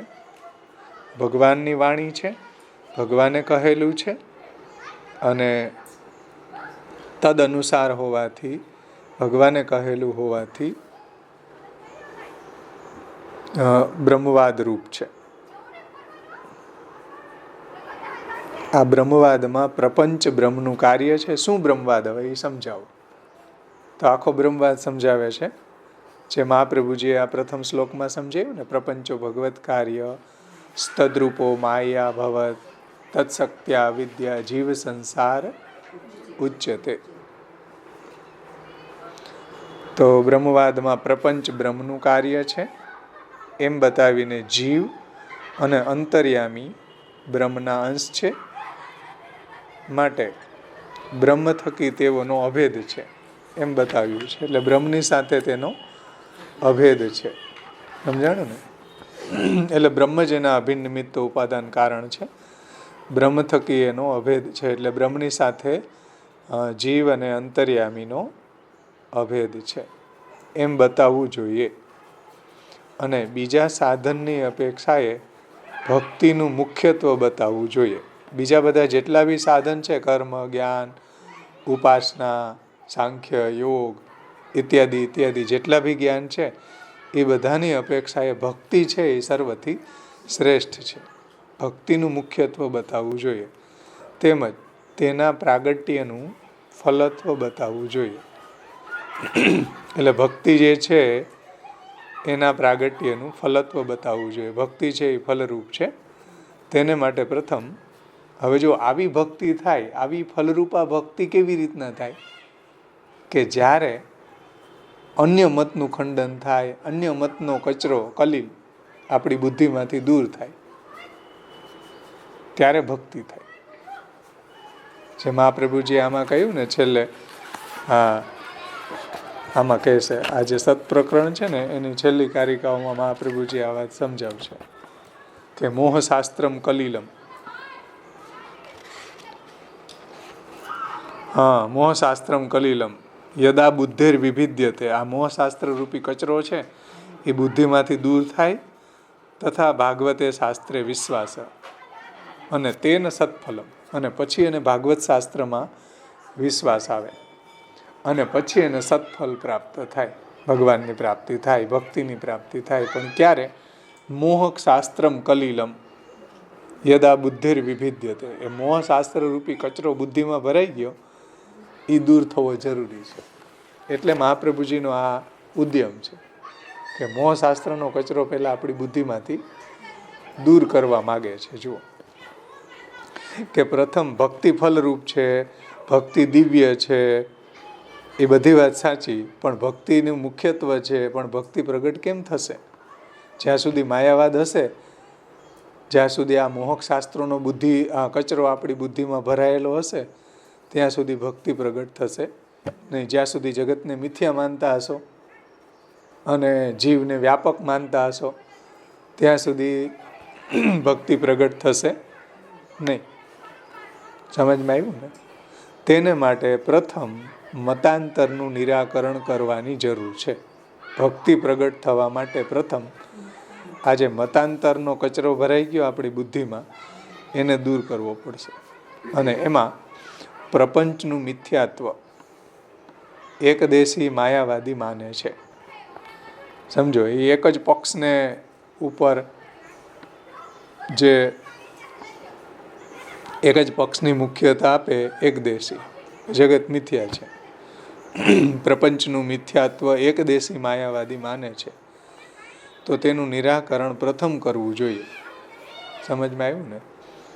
કે એકદેશી માયાવાદી જે પ્રપંચને મિથ્યા માને છે, એનું નિરાકરણ જ્યાં સુધી ન થાય ત્યાં સુધી ભક્તિ પ્રગટ થાય નહીં. જેમ ઘરમાં પેઠેલા ચોરનું નિરાકરણ કરીને પછી ઘરની વસ્તુઓ સંભાળાય છે. એટલે પહેલાં ઘરમાં કોઈ ચોર ઘૂસી ગયો હોય તો પહેલાં આપણે ધૂસજારા કરીએ કે ચોરને કાઢીએ કે હંજવારી કાઢીએ? પહેલાં શું કરવાનું હોય? ચોરને કાઢવાનો હોય ને. એમ આપણી બુદ્ધિમાં જે આ મોહક શાસ્ત્રનો કચરો ભરાઈ ગયો, આ જગત મિથ્યાત્વને જીવનું વ્યાપકત્વનો, એને પહેલાં કાઢવો જરૂરી છે. એમ પુરુષોત્તમજી કે ઘરમાં ઘૂસેલા ચોરને પહેલાં કાઢવો છે, પછી ઘરને સાફ સફાઈ કરવી જોઈએ. કે પછી પાત્ર માંજવા હોય તો માંજો, જે કરવું હોય પછી કરો.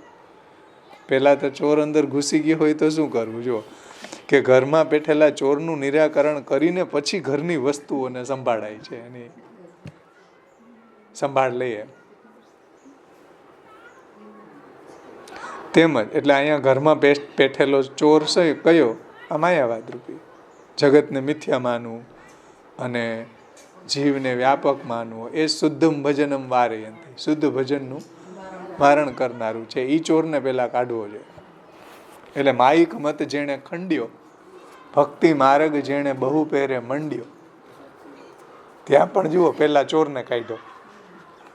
માયિક મત જેણે ખંડ્યો અને ભક્તિ માર્ગ જેણે બહુ પહેરે મંડ્યો. બધી જગ્યાએ તમે જુઓ માયાવાદાખ્ય તુલાગ્નિ બ્રહ્મવાદ નિરૂપક. પહેલાં માયાવાદનું ખંડન આવ્યું, પછી બ્રહ્મવાદનું નિરૂપણ આવ્યું. એટલે આ ચોરને પહેલાં કાઢવો પડશે. ઘરમાં પેઠેલા ચોરનું નિરાકરણ પહેલાં કરીને પછી ઘરની વસ્તુની સંભાળ લેવામાં આવે. તેમજ સિદ્ધાંતમાં પ્રવિષ્ટ એકદેશી મતનું નિરાકરણ કરીને, જુઓ સિદ્ધાંતમાં જે પ્રવિષ્ટ થયેલો આ એકદેશી આ માયાવાદીના મતનું મહાપ્રભુજી પહેલાં નિરાકરણ કરીને પછી બીજા શાસ્ત્રનું બરાબર તપાસવું યોગ્ય છે. પછી શાસ્ત્રનું જ્ઞાન આપણને થાય તો એ સમજમાં આવે. પછી બીજા શાસ્ત્રનું બરાબર તપાસવું એ યોગ્ય છે, કે અધ્યયન કરવું એ યોગ્ય છે. પહેલાં આ જે અસત શાસ્ત્રનો કચરો આપણા બુદ્ધિમાં ભરાઈ ગયો કલિલમ, એને પહેલાં દૂર કરવો પડશે. સમજમાં આવે ને? પહેલાં ગ્લાસ ખરાબ હોય તો પહેલાં તમે અંદર કાંઈ પદાર્થ ભરો કે ગ્લાસને ખાસો કરો, ધુઓ થાય ને? પહેલાં અંદર પેઠેલો કચરો દૂર કરો, પછી એની અંદર આપણે સ્વસ્થ પદાર્થને એમાં ભરી શકીએ. તો એ રીતના અહીંયા પહેલાં માયાવાદનું નિરાકરણ છે અને પછી આપણને બ્રહ્મવાદ સમજમાં આવે. સાંખ્ય, પાતંજલ અને વૈદ્યક મતમાં પ્રપંચને પ્રકૃતિનું કાર્ય કહેવામાં આવે છે. આ બધા મતવાળા જે છે આ પ્રપંચને, આ જગતને પ્રકૃતિનું કાર્ય માને છે. કણાદ, ગૌતમ અને જૈમિની પ્રપંચને પરમાણુજન્ય માને છે. જુઓ, આજે શ્રી મહાપ્રભુજી અહીંયા પ્રથમ જ જે પ્રકાશમાં આજ્ઞા કરી ને કે અયમ પ્રપંચો ન પ્રાકૃત, તો પ્રાકૃત કોણ માને છે? પ્રકૃતિજન્ય. હા, સાંખ્ય, પાતંજલ અને વૈદ્યક મતવાળા. તો અયમ પ્રપંચો ન પ્રાકૃત નાપી પરમાણુજન્ય નાપી વિવર્તાત્મા નાપી અદૃષ્ટ દ્વારા જાત નાપી અસત સત્તા રૂપ કિંતુ ભગવત કાર્ય. હે ને? ભગવાનનું કાર્ય છે ભાઈ. અને પરમ કાષ્ઠાપન્ન વસ્તુકૃતિ સાધ્ય તાદર્શોપી ભગવદ રૂપ. પ્રપંચ જે છે એ કોઈ પ્રકૃતિનું કાર્ય નથી. પછી કણાદ, ગૌતમ, જૈમિની પ્રપંચને શું કહે છે? પરમાણુજન્ય કહે છે. સમજાય છે ને? નાપી વિવર્તાત્મા, માયાવાદી આ પ્રપંચને વિવર્ત એટલે મિથ્યા માને છે. આ પ્રકારે ઉપાદાન કારણ ભિન્ન ભિન્ન માને છે. આ પ્રપંચનું ઉપાદાન કારણ બધા વાદીઓ ભિન્ન ભિન્ન માને છે. કેટલાક અદૃષ્ટને પ્રપંચનું નિમિત્ત કારણ માને છે. જો એ અદૃષ્ટવાળા કોણ? નાપી અદૃષ્ટ દ્વારા જાત મીમાંસકો. કેટલાક નાસ્તિક મીમાંસકો છે એ પ્રપંચને અદૃષ્ટનું કારણ માને છે કે અદૃષ્ટથી ઉત્પન્ન થાય છે. મહાપ્રભુજી કહે છે કે નાપી અદૃષ્ટ દ્વારા જાત. કેટલાક અદૃષ્ટને પ્રપંચનું નિમિત્ત કારણ માને છે. કેટલાક સ્વભાવ અને વાસનાને નિમિત્ત કારણ માને છે. જે મહાપ્રભુજી કહ્યું ને, નાપી અસત સત્તા રૂપ. ના, અદૃષ્ટ એ જ લોકો વાસનાથી માને છે ને.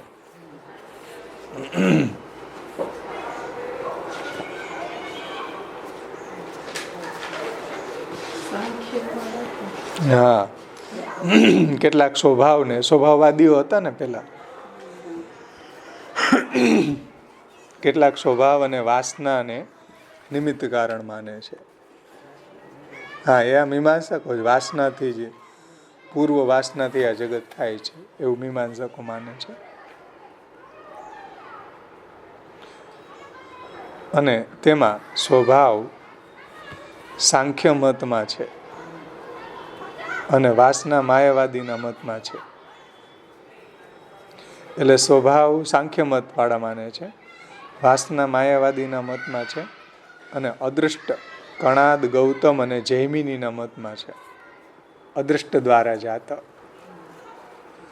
અને અસતની સત્તા જે છે એ વૈશેષિકના મતમાં છે. ન્યાય ને વૈશેષિક એ બે અલગ અલગ શાસ્ત્રો છે ને. ગૌતમનું ન્યાય અને કણાદ ઋષિનું વૈશેષિક. તો વૈશેષિક અસતની સત્તા રૂપ માને છે. આ બધા વાદીઓ ભ્રાંત છે ભાઈ. શ્રી મહાપ્રભુજીને પુરુષોત્તમજી શું કહે છે કે આ બધા વાદીઓ ખોટું નિરૂપણ કરે છે. આ બધા વાદીઓનો મત ખોટો છે. કેમ? કેમ કે આ જગતનું અભિન્ન નિમિત્ત ઉપાદાન કારણ એક બ્રહ્મ જ છે. અને તે વિશે શ્રુતિ સ્મૃતિ પ્રસિદ્ધ પ્રમાણ આપે છે.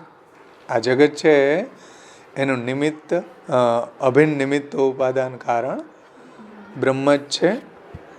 અને આ વાત શ્રુતિ અને સ્મૃતિમાં પ્રસિદ્ધ છે. શ્રુતિ અને સ્મૃતિ એનું પ્રમાણ આપે છે. તદાત્માનમ સ્વયં અકુરુત. તે પોતે બ્રહ્મ પોતે જ પોતાના સ્વરૂપને આ જગત રૂપે કરે છે. સમજાણું ને? બ્રહ્મ પોતે જ આ જગત પોતાનામાંથી પ્રગટ કરે છે. આ શ્રુતિમાં અભિન્ન નિમિત્ત ઉપાદાન કારણ બ્રહ્મને કહેલું છે. કોઈને એવી શંકા થાય કે ભાઈ તમે માયાવાદનો સ્વીકાર કરતા નથી,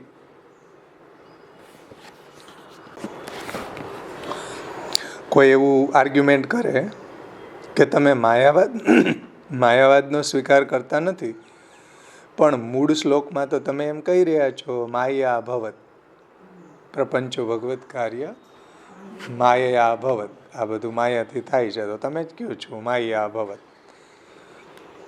તો એ શંકા આવી કોઈને થાય કે તમે પ્રપંચને બ્રહ્મનું કાર્ય માનો છો અને બ્રહ્મ જગતના અભિન્ન નિમિત્ત ઉપાદાન કારણ છે, પણ તમે શ્લોકમાં એમ કહી રહ્યા છો કે પ્રપંચો ભગવત કાર્ય તદ્રૂપો પછી માયા ભવત, એવું કહ્યું છે. તો આવી શંકા કોઈને થાય, જુઓ તમે શ્લોકમાં એમ કહો છો કે માયાથી આ બધું થયું, અને એક બાજુ તમે એમ કહો કે ના અમારો તો બ્રહ્મવાદ છે, અમે તો બધું એમ માનીએ કે બ્રહ્મ જેના અભિન્ન નિમિત્ત ઉપાદાન કારણ છે. તો પછી તમે એમ શા માટે કહો છો કે માયા ભવત? આ પૂર્વ પક્ષીની આર્ગ્યુમેન્ટ છે. તો હવે એનું સમાધાન પુરુષોત્તમજી કરે છે. એવી શંકાને દૂર કરવા માટે પ્રકાશમાં દ્રષ્ટાંત સહિત સમજાવેલું છે કે પુરુષ અને પુરુષનું સામર્થ્ય પૃથક નથી ભાઈ. આ માયાને સમજાવવા માટે શું મહાપ્રભુજી શું દ્રષ્ટાંત આપે છે કે પુરુષ અને પુરુષનું સામર્થ્ય, શક્તિ અને શક્તિમાન, સમજાય ને? સૂર્ય અને કિરણો, ફૂલ અને સુગંધ, ધર્મ અને ધર્મી. તો પુરુષ અને પુરુષનું સામર્થ્ય ક્યારેય પૃથક હોતું નથી. તેથી કર્તા કરણરૂપ કહેવાય છે. એટલે કર્તા જે કરવાવાળો છે પુરુષ, અને એ કરણ એ એનું સામર્થ્ય છે, સમજાય ને? શક્તિ અને શક્તિમાન, પુરુષ અને પુરુષનું સામર્થ્ય, કર્તા અને એનું કરણ. તેમજ આ ઠેકાણે ભગવાન અને ભગવાનની શક્તિ માયા એક જ સ્વરૂપ છે. એવી જ રીતના માયા ભવત કહી રહ્યા છે શ્રી આચાર્ય ચરણો, તો ત્યાં ભગવાન અને ભગવાનની શક્તિ એ બંને એક છે. સમજાણું ને? આ જગ્યાએ ભગવાન અને ભગવાનની શક્તિ માયા એક જ છે. આ માયા કોઈ શંકરાચાર્યજીની માયા નથી કે શંકરાચાર્યજી અને ભગવાનની શક્તિ નથી માનતા માયાને, સમજાય ને? બ્રહ્મ છે એ તો નિર્ગુણ છે, એની અંદર કોઈ ગુણ જ નથી, તો માયા એની શક્તિ ક્યાંથી હોય? સમજાણું ને? એટલે એમ માને છે કે આદિ અનાદિ આ અનિર્વચનીય છે, એનું આપણે વર્ણન ન કરી શકીએ. એટલે શંકરાચાર્યજી જે રીતના માયા માને છે એવી રીતના આપણે એમ નથી કહેતા કે માયા ભવત, માયાથી આ બધું થયું છે. આપણે એમ કહીએ છીએ કે આ જગત છે ભગવાને પોતાની જે શક્તિ છે સર્વભવન સામર્થ્ય રૂપા માયા, એના દ્વારા આ જગતને પ્રગટ કર્યું છે. સમજાણું ને? ભગવાનની શક્તિ છે, અને શક્તિ હંમેશા શક્તિમાનને વશ હોય છે. શક્તિ હંમેશા શક્તિમાનમાં રહે છે. એમ માયા છે એ ભગવાનની દાસી છે. આવે ને ભક્તિ સુંદરી ને માયા દાસી, બે મૂર્ત પ્રગટાવી, તેમાં પહેલી નખશિખે શુભગા, તે હરિને મન ભાવી. વલ્ભાખ્યાનને યાદ કરો. તો માયા છે એ ભગવાનની દાસી છે, ભગવાન શક્તિમાન છે, માયા એની શક્તિ છે, અને ભગવાન પોતાની શક્તિથી ભગવાનને વશ થઈને ભગવાનની આજ્ઞાકારિણી હોઈને ભગવાનની આજ્ઞા પ્રમાણે આ જગતને રચે છે. સમજાણું ને? તો પુરુષ અને પુરુષનું સામર્થ્ય ભિન્ન નથી હોતું. તેમજ આ ઠેકાણે ભગવાન અને ભગવાનની શક્તિ માયા એક જ સ્વરૂપ છે. તેથી કર્તાને કરણ રૂપે કહેવામાં આવે છે. સમજો? એટલે કર્તા ભગવાન છે અને કરણ ભગવાનની શક્તિ છે. સમજાણું ને? કર્તા ભગવાન છે અને કરણ જે છે એ ભગવાનની શક્તિ છે. એટલે એને બંનેને એક રૂપ કહેલા છે. કોઈ શક્તિ ભગવાનથી અલગ નથી. કર્તા ભગવાન છે આ સૃષ્ટિના, એમાં ભગવાન કરણ શું બનાવે છે? માયાને. સમજાણું? જેમ તમારે કોઈ વસ્તુનો ઘાટ આપવો હોય તો એનું બીબું લઈ આવો ને, એ બીબું લઈ આવો પછી એમાં એ રસ ભરી દો તો એ બીબાના આકારનું મૂર્તિ બની જાય. તો એવી રીતના અહીંયા બીબું છે ને એ માયા છે, અને એની અંદર એ કરણ થયું, અને જેની અંદર રસ ભરી રહ્યા છો એ બ્રહ્મ છે. સમજમાં આવ્યું ને? તો કર્તા ભગવાન છે અને કરણ ભગવાનની શક્તિ માયા છે. તેથી બ્રહ્મવાદમાં માયાનો પ્રવેશ નથી. તેથી બ્રહ્મવાદમાં જે શંકરાચાર્યજી કહી રહ્યા છે એવી કોઈ માયાનો પ્રવેશ અહીંયા નથી. અહીંયા તો ભગવાન અને ભગવાનની શક્તિ છે. શક્તિમાન જે છે એની અંદર શક્તિ રહેલી હોય છે કેટલાકને એવી શંકા થાય કે ભાઈ એકાદશ સ્કંધમાં 12મા અધ્યાયમાં 23મા શ્લોકમાં એમ કહ્યું છે કે માયામયમ વેદ સ વેદ વેદમ, અર્થાત સંસારને જે માયામય જાણે છે તે વેદના તત્વને જાણે છે. આ વાક્યમાં સંસારનું મિથ્યાત્વ કહેલું છે. જુઓ, એકાદશ સ્કંધમાં માયામયમ વેદ સ વેદ વેદમ, અર્થાત સંસારને જે માયામય જાણે છે, વેદ એટલે જાણવું, અને તે વેદના તત્વને જાણે છે. વેદ વેદમ, વેદમ એટલે જાણવું. સમજમાં આવ્યું ને? જે સંસારને જે માયામય જાણે છે તે વેદના તત્વને જાણે છે. તો આ વાક્યમાં સંસારનું મિથ્યાત્વ કહેલું છે. સમજાણું ને? માયામય કીધો છે, માયાથી ઉત્પન્ન થયેલો કયો છે? અવિદ્યાથી. તો મિથ્યાત્વ કહ્યું છે. વિચાર નહીં કરનારા સંસાર અને પ્રપંચનું એક્ય માનીને પ્રપંચને પણ મિથ્યા સમજે છે. આનું જેને વિવેક નથી, જ્ઞાન નથી, એવા લોકો શું કરે? સંસાર અને પ્રપંચનું એક્ય માને કે ભાઈ સંસાર અને પ્રપંચ બે એક જ છે. જગત મધ્યપાતી હોવાથી સંસાર એ બ્રહ્માત્મક છે ને પ્રપંચ એ બ્રહ્માત્મક છે. તો સંસાર અને પ્રપંચનું એકરૂપતા માનીને પ્રપંચને પણ, અથવા તો આ જગતને મિથ્યા માનનારા જે લોકો છે એ સંસાર અને પ્રપંચનું એક્ય માનીને પ્રપંચને પણ મિથ્યા માને. સંસારની મિથ્યા માનવાની જગ્યાએ પ્રપંચને પણ મિથ્યા માને છે. જેને પ્રપંચ અને સંસારના ભેદનું જ્ઞાન નથી એવા લોકો. સમજાણું ને? જેને સંસાર અને પ્રપંચના ભેદનું જ્ઞાન નથી એવા લોકો સંસાર અને પ્રપંચનું એક્ય માનીને પ્રપંચને મિથ્યા સમજે છે. આવી ભ્રાંતિ દૂર કરવાને માટે સંસાર અને પ્રપંચનો કારણ ભેદથી ભેદ સમજાવવામાં આવે છે. સમજાણું ને? આવી ભ્રાંતિ દૂર કરવા માટે સંસારનું કારણ અલગ છે અને પ્રપંચનું કારણ અલગ છે. તો સંસાર અને પ્રપંચના કારણનો ભેદ સમજાવવામાં આવે છે. અને તેમ કર્યાથી અજ્ઞાત પુરુષો મુગ્ધ, એટલે ઉપરના વાક્યમાં સંસારને મિથ્યા કહેલો હોય તે ઠેકાણે પ્રપંચને મિથ્યા માને, પ્રપંચને મિથ્યા માને નહીં. તે માટે પ્રથમ માયા અને અવિદ્યાનો ભેદ જણાવવો જોઈએ. એવી માયા જે છે એ ભગવાનની શક્તિ છે અને ભગવાન પોતાની સર્વભવન સામર્થ્ય રૂપા માયાથી આ જગતને પ્રગટ કરે છે. અને જગત બ્રહ્માત્મક છે અને સંસાર જે છે એ મિથ્યા છે. સંસાર જે છે એ મિથ્યા છે, માયાનું કાર્ય છે. સમજાણું ને? બેયનું કારણ અલગ અલગ છે. સંસારનું કારણ એ અલગ છે અને માયાનું કારણ પણ અલગ છે.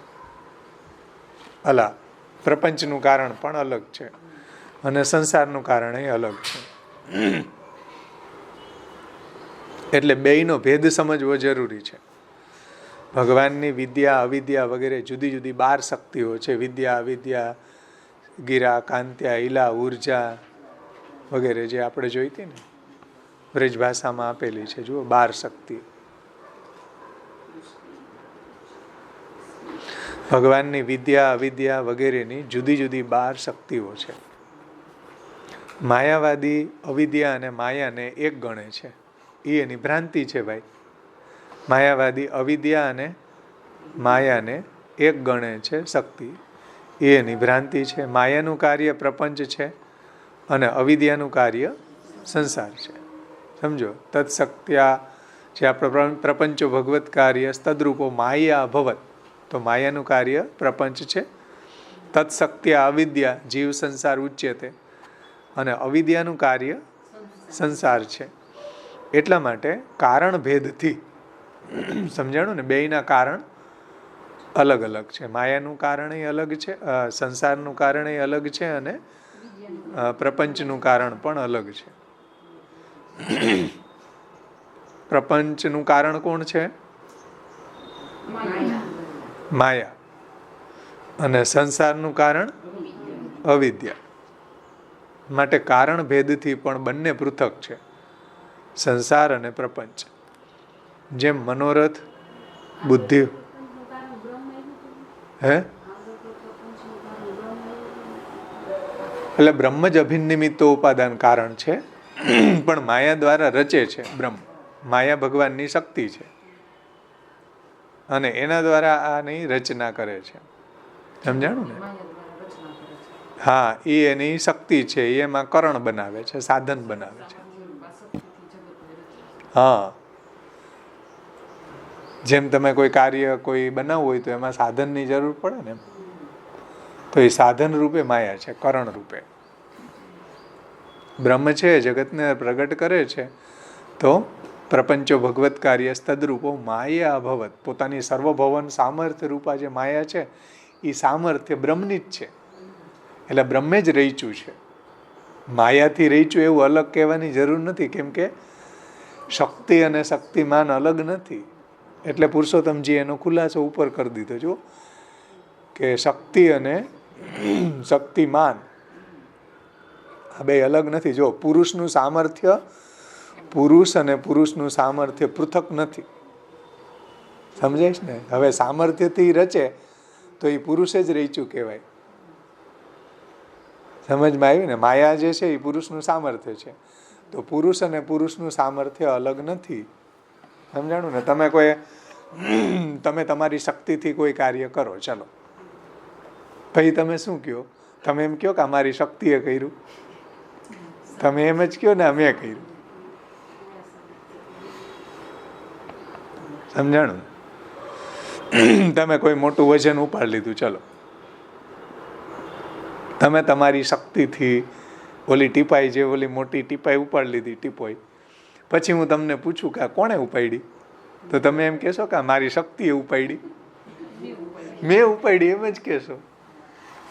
એમ પુરુષ અને પુરુષની શક્તિ અલગ નથી. તો જ્યાં શક્તિનું મહાપ્રભુજીએ ઉદ્ધૃત કર્યું કે ભાઈ માયા ભવન. માયા કોણ? બ્રહ્મની સર્વભવન સામર્થ્ય રૂપા શક્તિ. તો એટલે પુરુષોત્તમજી એનો ખુલાસો કર્યો કે ભાઈ પુરુષ और पुरुष को सामर्थ्य पृथक नहीं है. ઉપર છે ને, પુરુષ અને પુરુષનું સામર્થ્ય અલગ નથી ભાઈ. એટલે જે આ લોકો જેમ મનોરથ બુદ્ધિવાળાને વિષયનો અનુભવ ખોટો થાય છે, એટલે જે મનના અંદર તરંગો જે ઉઠે એના, તો એ વિષયનો અનુભવ જે અંદર થઈ રહ્યો છે બુદ્ધિમાં, એ ખોટા હોય છે. કેવી રીતના? તો કે જેમ સ્વપ્નમાં દેખાવો જોનારને તે દેખાવો ખોટા લાગે છે, એવી રીતના જેમ સ્વપ્નની અંદર પદાર્થો દેખાય એ ખોટા લાગે છે, તેમજ આત્માને સંસાર ખોટો છે. આવી રીતના એકાદશ સ્કંધમાં ઉદ્ધવજીને ભગવાને સંસાર ખોટો છે, મિથ્યા છે એમ કહેલું છે. સમજાણું ને? આત્માને આ સંસાર લાગેલો છે ને, એના કારણે આપણે સુખી ને દુઃખી થઈ રહ્યા છીએ. તો એ ભગવાન એકાદશ સ્કંધમાં ઉદ્ધવજીને કહે છે કે આ ખોટો છે ભાઈ, જેને કારણે આપણે દુઃખી થાય ને એ માની લીધેલું છે. એના જેવો સંસાર જેવો કોઈ પદાર્થ છે નહીં. તો ત્યાં ભગવાને કહ્યું છે કે સંસાર ખોટો છે, પ્રપંચનું ઉપાદાન કારણ બ્રહ્મ છે અને માયા તેનું કરણ છે. સમજો, ઉપાદાન કારણ પ્રપંચનું બ્રહ્મ છે અને માયા એમાં કરણ બને છે, એટલે સાધન બને છે. જેમ તમે ટીપાઈ શક્તિથી ઉપાડો તો શક્તિ એમાં સાધન બને ને, પણ એ ઉપાડી તો તમે જ કહેવાય. એમ માયા જે છે એમાં કરણ બને છે, સાધન બને છે. અને સંસાર જે છે એ તો નિરુપાદાન છે, એટલે એનું ઉપાદાન કારણ કોઈ નથી. સંસાર માની લીધેલી વસ્તુ છે. સમજમાં આવ્યું ને? આ બધા જાગતિક જે પદાર્થો છે એનું ઉપાદાન કારણ બ્રહ્મ છે, પરંતુ સંસાર નિરુપાદાન છે, એટલે એનું ઉપાદાન કારણ કોઈ નથી. અર્થાત કોઈ વસ્તુનો બનેલો નથી. સંસાર કોઈ વસ્તુનો બનેલો નથી. બનેલો હોય તો એ વસ્તુને આપણે કાઢી નાખીએ તો એ નીકળી જાય. બનેલો ન હોય શું કરવું? સંસાર કોઈ વસ્તુનો જ બનેલો નથી, માની લીધેલો છે.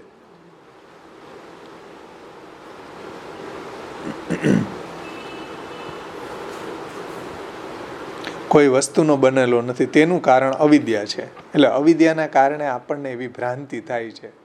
સમજાણું ને? સંસાર શું છે? અવિદ્યાના કારણે આપણને થતી ભ્રાંતિ. હકીકતમાં કોઈ પદાર્થ નથી, ઇલ્યુઝન છે. જેમ તમે નાના હોય ને સ્કૂલમાં ભણતા ત્યારે ઓલો કેલિડોસ્કોપ બનાવતા, 3 અરીસા રાખીને ઉપર નીચે, પછી એમાં ઓલા બંગડીના કટકા નાખીએ તો કેવી આમ ડિઝાઇન થાય, મસ્ત મસ્ત ડિઝાઇન થાય. ફેરવો ને એને કેલિડોસ્કોપ કહેવાય ને, શું કહેવાય? હે, હા. તો એમાં જે ડિઝાઇન થાય ને હકીકતમાં ડિઝાઇન હોતી જ નથી. એ બંગડીના કટકાની એવી એરેન્જમેન્ટ થાય ને આમ, એટલે તમને એવી ભ્રાંતિ થાય જો ડિઝાઇન થઈ ડિઝાઇન. હકીકતમાં કાંઈ નથી હોતું, ખોટી ભ્રાંતિ છે સાવ. એવી રીતના સંસાર છે. સમજમાં આવ્યું ને? જેમ મરીચિકા છે, મરીચિકા જેવું કંઈ હોય નહીં, પણ આપણને દેખાય ખરી ઝાંઝવાનું જળ. એટલે વારંવાર સંસારને ઝાંઝવાના જળની ઉપમા આપવામાં આવે શાસ્ત્રમાં, કે જો આ મરીચિકા જેવો છે, ઝાંઝવાના જળ જેવો છે. હકીકતમાં કાંઈ છે નહીં. બધાય કહેતા હોય એવું કે એમાં ઝાંઝવાના જળ જેવું છે બેના.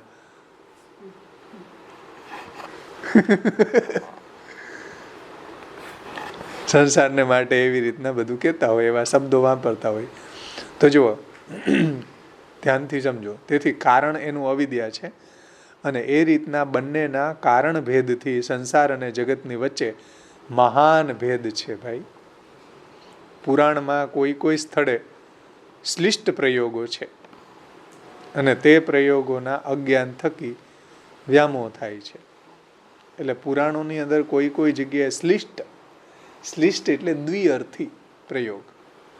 શ્લિષ્ટ પ્રયોગ એટલે શું? દ્વિઅર્થી, એમાંથી 2 અર્થ નીકળે. સમજાય ને? શ્લિષ્ટ પ્રયોગ એટલે દ્વિઅર્થી પ્રયોગ એમ. ફોર એક્ઝામ્પલ, જેમ સ્વર્ગ, તો સ્વર્ગ જે છે એના 2 અર્થ થાય. આપણને લાગે કે સ્વર્ગ એટલે જે ઇન્દ્રનું સ્વર્ગ છે એ નથી થતું. હકીકતમાં સ્વર્ગનો અર્થ છે આત્મસુખ થાય છે. તો સ્વર્ગ શબ્દ મહાપ્રભુજીએ નિબંધમાં એમ કહ્યું કે આ દ્વિઅર્થી છે, 2 અર્થો થાય એના. શ્લિષ્ટ પ્રયોગા. એટલે ઘણી જગ્યાએ એમ કહ્યું કે ભાઈ આ બધું મિથ્યા છે. એવો શબ્દ આપે ને તો એને એમ કે આ જગતે મિથ્યા છે, પણ હકીકતમાં પ્રપંચને મિથ્યા કહ્યો છે. પ્રપંચને મિથ્યા કહ્યો નથી, સોરી, સંસારને મિથ્યા કહ્યો છે. પ્રપંચને મિથ્યા કહેલો નથી. કે આ બધું મિથ્યા છે, માયા છે, ઝંઝાળ છે, એવું કહેતા હોય ને લોકો. તો જુઓ, પુરાણોમાં કોઈ સ્થળે શ્લિષ્ટ પ્રયોગ છે, તે પ્રયોગના અજ્ઞાન થકી વ્યામોહ થાય છે. એટલે બધાને વ્યામોહ થઈ ગયો. સમજાય ને? એટલે પુરાણોની અંદર કોઈ જગ્યાએ મિથ્યા કહ્યું છે જગતને. આ જગત છે એ મિથ્યા છે, તે કાંઈ જુએ છે એ બધું માયા છે, મિથ્યા છે, આવું એકાદશ સ્કંધમાં, પુરાણોમાં પણ, ભાગવતમાં પણ કહેલું છે. તો એનાથી લોકોને શું લાગે કે જો આ જગત મિથ્યા છે, પણ હકીકતમાં એ જગત મિથ્યા દેખાઈ રહ્યું છે, એ જગત મિથ્યા નથી. માયાએ આપણી બુદ્ધિમાં જે ઓલું પ્રક્ષેપણ કરીને જે મિથ્યા જગત પેદા કર્યું ને, એ મિથ્યા છે. તો એ સંદર્ભમાં આ સંસારના વિશે પુરાણોની અંદર કહ્યું છે કે આ બધું મિથ્યા છે. એટલે શ્રી મહાપ્રભુજી નિબંધમાં આનો ખુલાસો કરે છે કે ક્વચિત જગત મિથ્યાત્વ મુક્ત્વા પુરાણાર્થમ જગત મિથ્યાત્વ મુક્ત્વા વૈરાગ્યાર્થમ ઉદીર્યતે. એટલે કોઈ પુરાણોની અંદર જગતનું મિથ્યાત્વનું વર્ણન કરેલું છે, એ વૈરાગ્ય થાય જીવને એટલા માટે કરેલું છે. સમજાણું ને? પણ એ કયું જગત? જે આપણી સંસાર જે છે ને એને મિથ્યા કહેલો છે, જગતને મિથ્યા નથી કહ્યો. એટલે શ્લિષ્ટ પ્રયોગમાં શું થાય? જગત અને સંસાર. સમજો, શ્લિષ્ટ પ્રયોગમાં કોઈ સ્થળે અજ્ઞાન થકી વ્યામોહ થઈ જાય છે કે ભાઈ આ બધું મિથ્યા છે. આ બધું મિથ્યા છે એટલે શું? જગત કે સંસાર? સમજાય ને? તો જે લોકોને અજ્ઞાન છે, વ્યામોહ છે, એમ માની લેશે કે આ જગત. પણ જો જ્ઞાન હોય તો આપણે એનો વિવેક સમજી શકીએ કે ભાઈ જગત તો બ્રહ્માત્મક છે, બ્રહ્મરૂપ છે, પ્રપંચો ભગવત કાર્ય સ્તદરૂપો, પણ સંસાર મિથ્યા છે. સમજાય ને? હવે સંસાર બરાબર સમજાઈ ગયો હોવો જોઈએ બધાયને.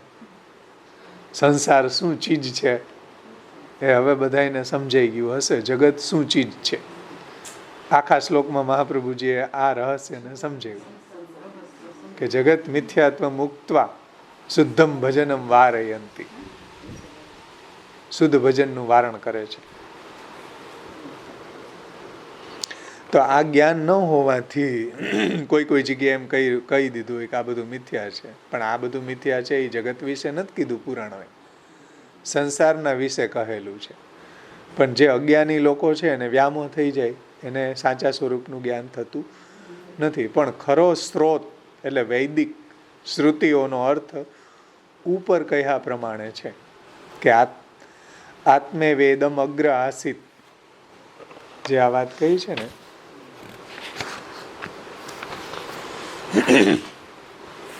કે આ નામ રૂપાત્મક જગત પહેલા આત્મા જ હતો, એટલે બ્રહ્મ જ હતા. એમ આ નામ રૂપાત્મક જગત કોણ હતું? બ્રહ્મ પોતે જ હતા. આવો ઉપક્રમ કરીને સૃષ્ટિની આદિમાં અન્ય નહીં હતું. સૃષ્ટિની પહેલા શરૂઆતમાં કોણ હતું? તો કે બ્રહ્મ જ હતું. આ નામ રૂપાત્મક જગત પહેલા આત્મા જ હતા. આવો ઉપક્રમ કરીને સૃષ્ટિની આદિમાં અન્ય નહીં હતું, એટલે સૃષ્ટિની પહેલા કંઈ ન હતું, બ્રહ્મ જ હતા. અને આગળ સૃષ્ટિ રચના પછી પણ બ્રહ્મ સિવાય બીજું કંઈ વસ્તુ નથી. એને સૃષ્ટિ પણ બ્રહ્મે જ પ્રગટ કરી. સૃષ્ટિની પહેલા બ્રહ્મ જ હતા અને સૃષ્ટિ જ્યારે બ્રહ્મની અંદર સમાઈ જશે ત્યારે બ્રહ્મ જ રહેશે. અહમેવાસમ એવાગ્રે નાન્યદ્યત સદસત પરમ પશ્ચાદહમ યદેતશ્ચ યો વશિષ્ય સોસ્મી અહમ. ચતુશ્લોકી ભાગવત એમ કહે છે, ભગવાન એમ કહે છે ત્યાં કે અહમ એવાસમ એવાગ્રે, સૌથી પહેલા હું જ હતો. નાન્યદ્યત સદસત પરમ, આ પ્રકૃતિ, પુરુષ, કાલ, કર્મ, સ્વભાવ કંઈ નહોતું. પશ્ચાદહમ, અને પછી હું જ આ બધા રૂપે બની ગયો. પશ્ચાદહમ યદેતશ્ચ યો અવશિષ્યેત સોસ્મ્યહમ. જ્યારે બધું મારામાં સમાઈ જશે ત્યારે પણ હું એક જ બચીશ. સમજીશ ને? તો એમાં અહીંયા પુરુષોત્તમજી કહે છે કે ભાઈ બ્રહ્મ સિવાય બીજું કંઈ વસ્તુ નથી. અને આગળની અદ્વૈત જ્ઞાન વડે ભયની નિવૃત્તિ કહેલી છે અને દ્વૈતથી ભય કહેલું છે. હવે જુઓ, ભય કોને થાય? તો કે જેને દ્વૈતનું દ્વૈતની અદ્વૈતનું જ્ઞાન નથી એને ભય થાય. જે દ્વૈત માને છે એને ભય થાય છે. અદ્વૈતનું જ્ઞાન છે એને કોઈ દિવસ ભય ન થાય. અદ્વૈત જ્ઞાન વડે ભયની નિવૃત્તિ થાય છે. એટલે અથમ તસ્ય ભયમ ભવતી. તમને દ્વૈતનું જ્ઞાન થાય એટલે ભય થાય. દાખલા તરીકે તમે ટ્રેનમાં જતા હોય તો પછી સૂતી વખતે ઓશિકા નીચે મૂક્યું હોય તમારું પર્સ, તો ઉઠીને સીધું જોવાની ઈચ્છા થાય છે કે નહીં? પણ ઘરે સૂતા હોય મૂકીને તો ઉઠીને કંઈ થોડું જોવાની ઈચ્છા થાય. કેમ? કેમ કે અદ્વૈતની ભાવના છે બધામાં. વાદ્વૈતની ભાવના છે, અદ્વૈતની ભાવના નથી, એટલે ભય લાગે. જ્યાં દ્વૈતની ભાવના હોય ત્યાં ભય ઉત્પન્ન થાય. અથમ તસ્ય ભયમ ભવતી. અને જ્યાં અદ્વૈતની ભાવના છે ત્યાં ભય ન થાય. સમજમાં આવી? એટલે સર્વ કાંઈ બ્રહ્મરૂપ છે, આવી જેને અનુભૂતિ થઈ રહી છે એને ભય નથી કોઈ જાતનો, કારણ કે બધું બ્રહ્મ જ બન્યા છે. સમજાય ને? અયમેવ આત્મૈવ તદિદમ સર્વમ સૃજતે સૃજતિ પ્રભુ ત્રાયતે ત્રાતિ વિશ્વાત્મા હરતે હરતિરીશ્વર. ત્યારે ભયનો કોઈ પ્રશ્ન જ નથી. પણ જ્યારે દ્વૈત આવે કે આ અલગ ને બ્રહ્મ અલગ ને દ્વૈત આવે ત્યારે ભય ઉત્પન્ન થાય. સમજાણું?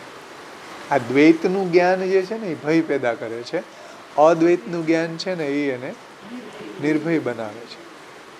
તો દ્વૈત જ્ઞાન વિદ્યાથી નિવૃત્ત થાય છે. જુઓ, ધ્યાનથી સમજો. દ્વૈત જ્ઞાન વિદ્યાથી નિવૃત્ત થાય છે. દ્વૈત જ્ઞાન વિદ્યાથી નિવૃત્ત થાય છે, માટે વિદ્યાથી નિવૃત્ત થતો સંસાર મિથ્યા છે. એટલા માટે વિદ્યાથી નિવૃત્ત થતો આ જે સંસાર છે એ મિથ્યા છે. સમજમાં આવ્યું ને? જો સત્પદાર્થ હોય સંસાર તો કોઈ દિવસ એનો નાશ થાય નહીં, કોઈ દિવસે નિવૃત્ત ન થાય, તિરોભાવ થાય, પરંતુ એનો નાશ ન થાય. પણ સંસાર જે છે એ મિથ્યા છે, એના કારણે વિદ્યાથી એનો નાશ થઈ જાય છે, નિવૃત્ત થઈ જાય છે, મિથ્યા છે. પ્રપંચ નિવૃત્ત થતો નથી. જુઓ, આપણને વિદ્યા પ્રાપ્ત થાય, વૈરાગ્ય, સાંખ્ય, યોગો, તપો, ભક્તિશ્ચ કેશવે પંચ પર્વેતી વિદ્યયમ યયા વિદ્વાન હરિમ વિશે. જો વિદ્યા પ્રાપ્ત થાય તો કાંઈ જગત થોડો નાશ થાય, સંસાર નાશ થાય, જગતનો નાશ થાય. વિદ્યાની પ્રાપ્તિ થવાથી સંસારનો નાશ થાય, જગતનો નાશ થતો નથી. માયાવાદીઓ એમ કહે છે કે વિદ્યાની પ્રાપ્તિ થાય, જ્ઞાન થઈ જાય, પછી જગતનો જ નાશ થઈ જાય. એટલે મહાપ્રભુજીને આ બધું સમજાવવું પડે માયાવાદનું નિરાકરણ કરવા માટે, કે પ્રપંચ નિવૃત્ત થતો નથી ભાઈ, સંસાર નિવૃત્ત થાય છે, પ્રપંચ ક્યારેય નાશ થતો નથી. પણ ભેદભાવના દૂર થતાં તે બ્રહ્મરૂપ જણાય છે. જ્યારે આપણી આ ભેદ બુદ્ધિ છે એ દૂર થાય, છિદ્રાવ્યોમની વચેતના ઉપાધિ નાશે વિજ્ઞાને બ્રહ્માત્મત્વાવબોધને. આ ચારણીના કારણે આકાશ ટુકડાવાળું દેખાય, એ ભેદવાળું દેખાય, અવિદ્યાના કારણે દેખાય. જ્યાં કીધું ને કે ભેદભાવના દૂર થતાં બ્રહ્મરૂપ જણાય. એ જ વાત મહાપ્રભુજી સિદ્ધાંત મુક્તાવલીમાં કહી છે કે ચારણીમાંથી તમે આકાશને જુઓ તો ટુકડાવાળું દેખાય. હકીકતમાં આકાશ ટુકડાવાળું છે નહીં, એક રૂપ છે, બ્રહ્મરૂપ છે. પણ ઉપાધિ નાશે વિજ્ઞાને બ્રહ્માત્મત્વાવબોધને ગંગા તીર સ્થિતો યદ્વદ દેવતામ તત્ર પશ્યતિ તથા કૃષ્ણમ પરબ્રહ્મ સ્વસ્મિન જ્ઞાની પ્રપશ્યતિ. કે ઉપાધિને દૂર થાય, આ વિદ્યા સંસાર દૂર થાય, તો જેવી રીતના ગંગાજીના કિનારે રહેલો ગંગાજીનો ભક્ત ગંગાજીના આધિભૌતિક સ્વરૂપમાં જ ગંગાજીના આધિદૈવિક સ્વરૂપને જોઈ લેશે, એનું એને દર્શન પોતાનામાં જ થઈ જશે. એવી રીતના જ્યારે એનો સંસાર દૂર થશે ત્યારે આ જગતની અંદર જ એ કૃષ્ણને જોઈ શકશે.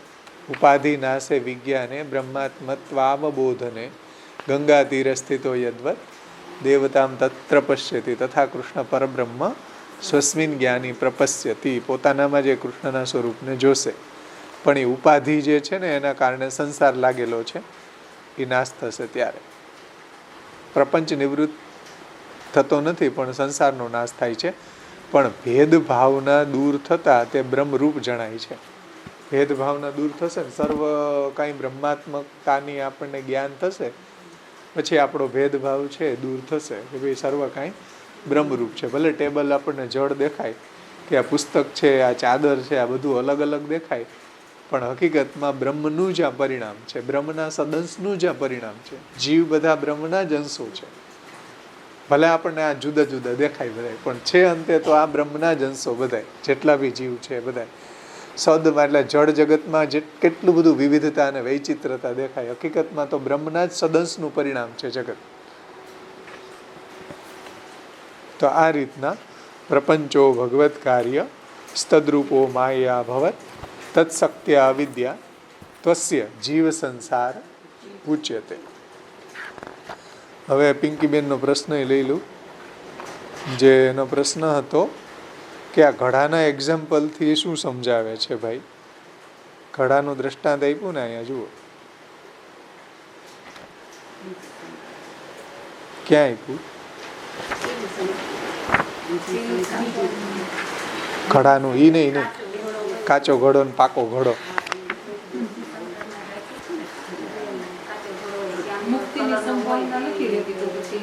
હા, તો તમારો પ્રશ્ન એવો હતો ને કે આ કાચા ઘડાનું ને આ પાકો ઘડો થઈ જાય ને એના દ્વારા સમજાવવા શું માંગે છે, એવો જ પ્રશ્ન હતો ને? હે હે બહાર આવી છું, બસ સાંભળું છું. હા, અત્યારે આપણી હાલત નીકળી.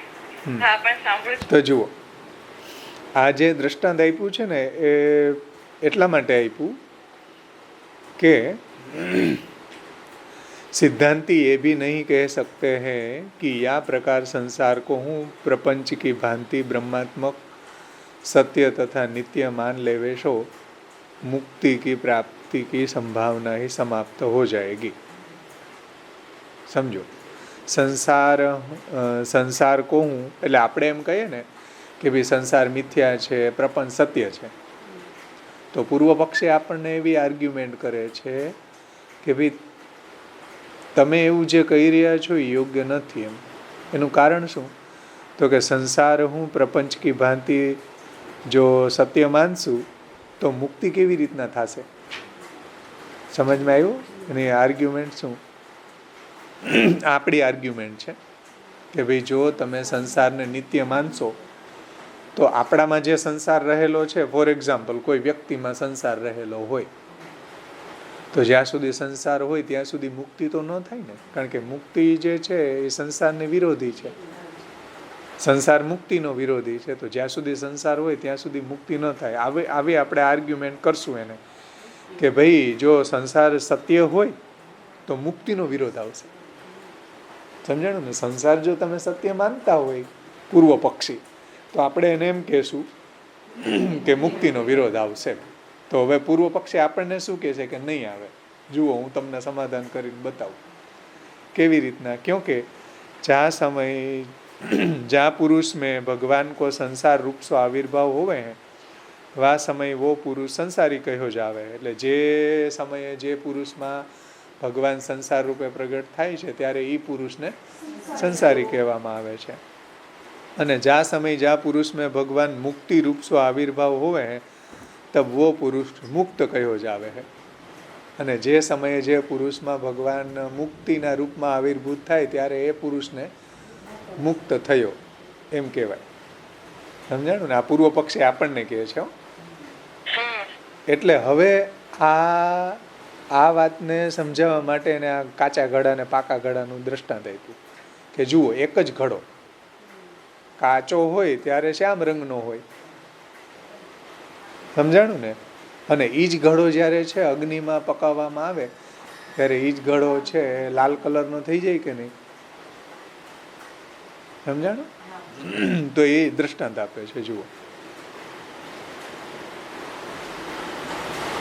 कि लोक में जैसे जब कच्चो घट आदि श्याम पदार्थन में भगवान श्याम रूप सो आविर्भूत होवे, એટલે જગતના બધા પદાર્થો બ્રહ્માત્મક છે, તો કાચો ઘડો જે છે શ્યામ ઘડો છે એના રૂપમાં બ્રહ્મનો આવિર્ભાવ જ્યારે થાય છે.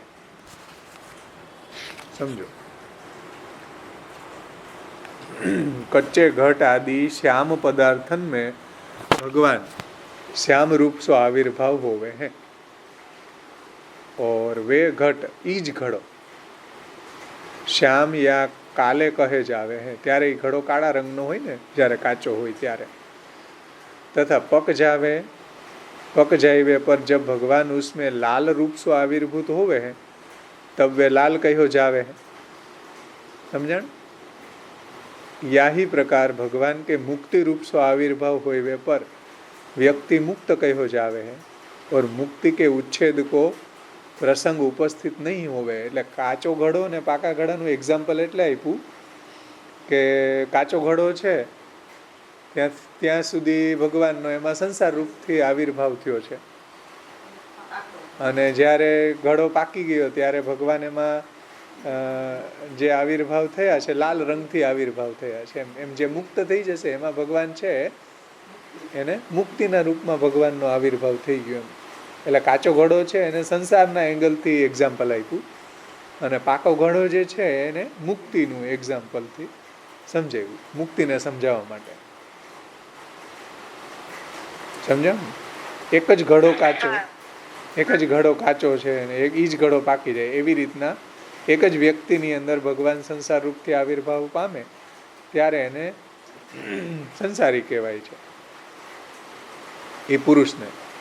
અને એ જ જ્યારે સંસાર એનો દૂર થઈ જશે અને મુક્તિ રૂપથી ભગવાનનો એમાં આવિર્ભાવ થશે ત્યારે એ પુરુષને મુક્ત કહેવાય. કેવી રીતના? તો કે જેમ એક જ ઘડો છે એ કાચો હોય ત્યારે બ્રહ્મ એની અંદર શ્યામ રૂપથી આવિર્ભાવ થાય છે, અને ઘડો પાકી જાય ને લાલ બની જાય ત્યારે બ્રહ્મ એમાં લાલ રંગરૂપથી આવિર્ભૂત થાય છે. એટલા માટે ભગવાન, એટલા માટે તમે જે કહો છો કે મુક્તિનો ઉચ્છેદ થઈ જશે જો સંસારને નિત્ય માનશો તો, પણ આવું નહીં થાય. આવું આપણને પૂર્વ પક્ષી રમાડે છે. પૂર્વ પક્ષી આપણને આવું આર્ગ્યુમેન્ટ આપે છે. હકીકત નથી એવી, ખોટી વાત છે. કારણ કે જ્યાં સુધી સંસાર હોય ત્યાં સુધી મુક્તિ મળતી નથી. આપણો તો સિદ્ધાંત જ છે, જે સંસારી હોય, સંસાર મિથ્યા છે, જ્યાં સુધી સંસાર છે ત્યાં સુધી મુક્તિની પ્રાપ્તિ કોઈને થતી નથી. પણ આર્ગ્યુમેન્ટ આવી તર્કથી લોકો આપણને સમજાવે છે. આ કોઈ શાસ્ત્રી નથી, સમજાણું ને? આ ઘડાનો તર્ક આપીને સમજાવી દીધું. જુઓ, શાસ્ત્રનો આગળ એમ કહો કે શાસ્ત્રમાં આવું બતાવો કે જે વ્યક્તિ સંસારી હોય એ જ મુક્ત હોય, એ એટ એ ટાઈમ મુક્ત હોય. કારણ કે સંસારી હોય એની મુક્તિ ન થાય, મુક્ત હોય તો સંસાર ન હોય. આ બે ઓપોઝિટ પદાર્થ છે. તો શાસ્ત્રનું તો એની પાસે કંઈ છે નહીં, યુક્તિ આપે એવી ઘડાની, કાચો ઘડો ને પાકો ઘડો. સમજાય છે? બીજા કોઈને કંઈ પ્રશ્ન છે ભાઈ? બોલો. પ્રથમ શ્લોકમાં કોઈને કંઈ પ્રશ્ન હોય તો પૂછો. કે બધું સમજાઈ ગયું? હા, સમજાયું ભાઈ, સરસ સમજાયું. ચલો, કે હું પૂછું?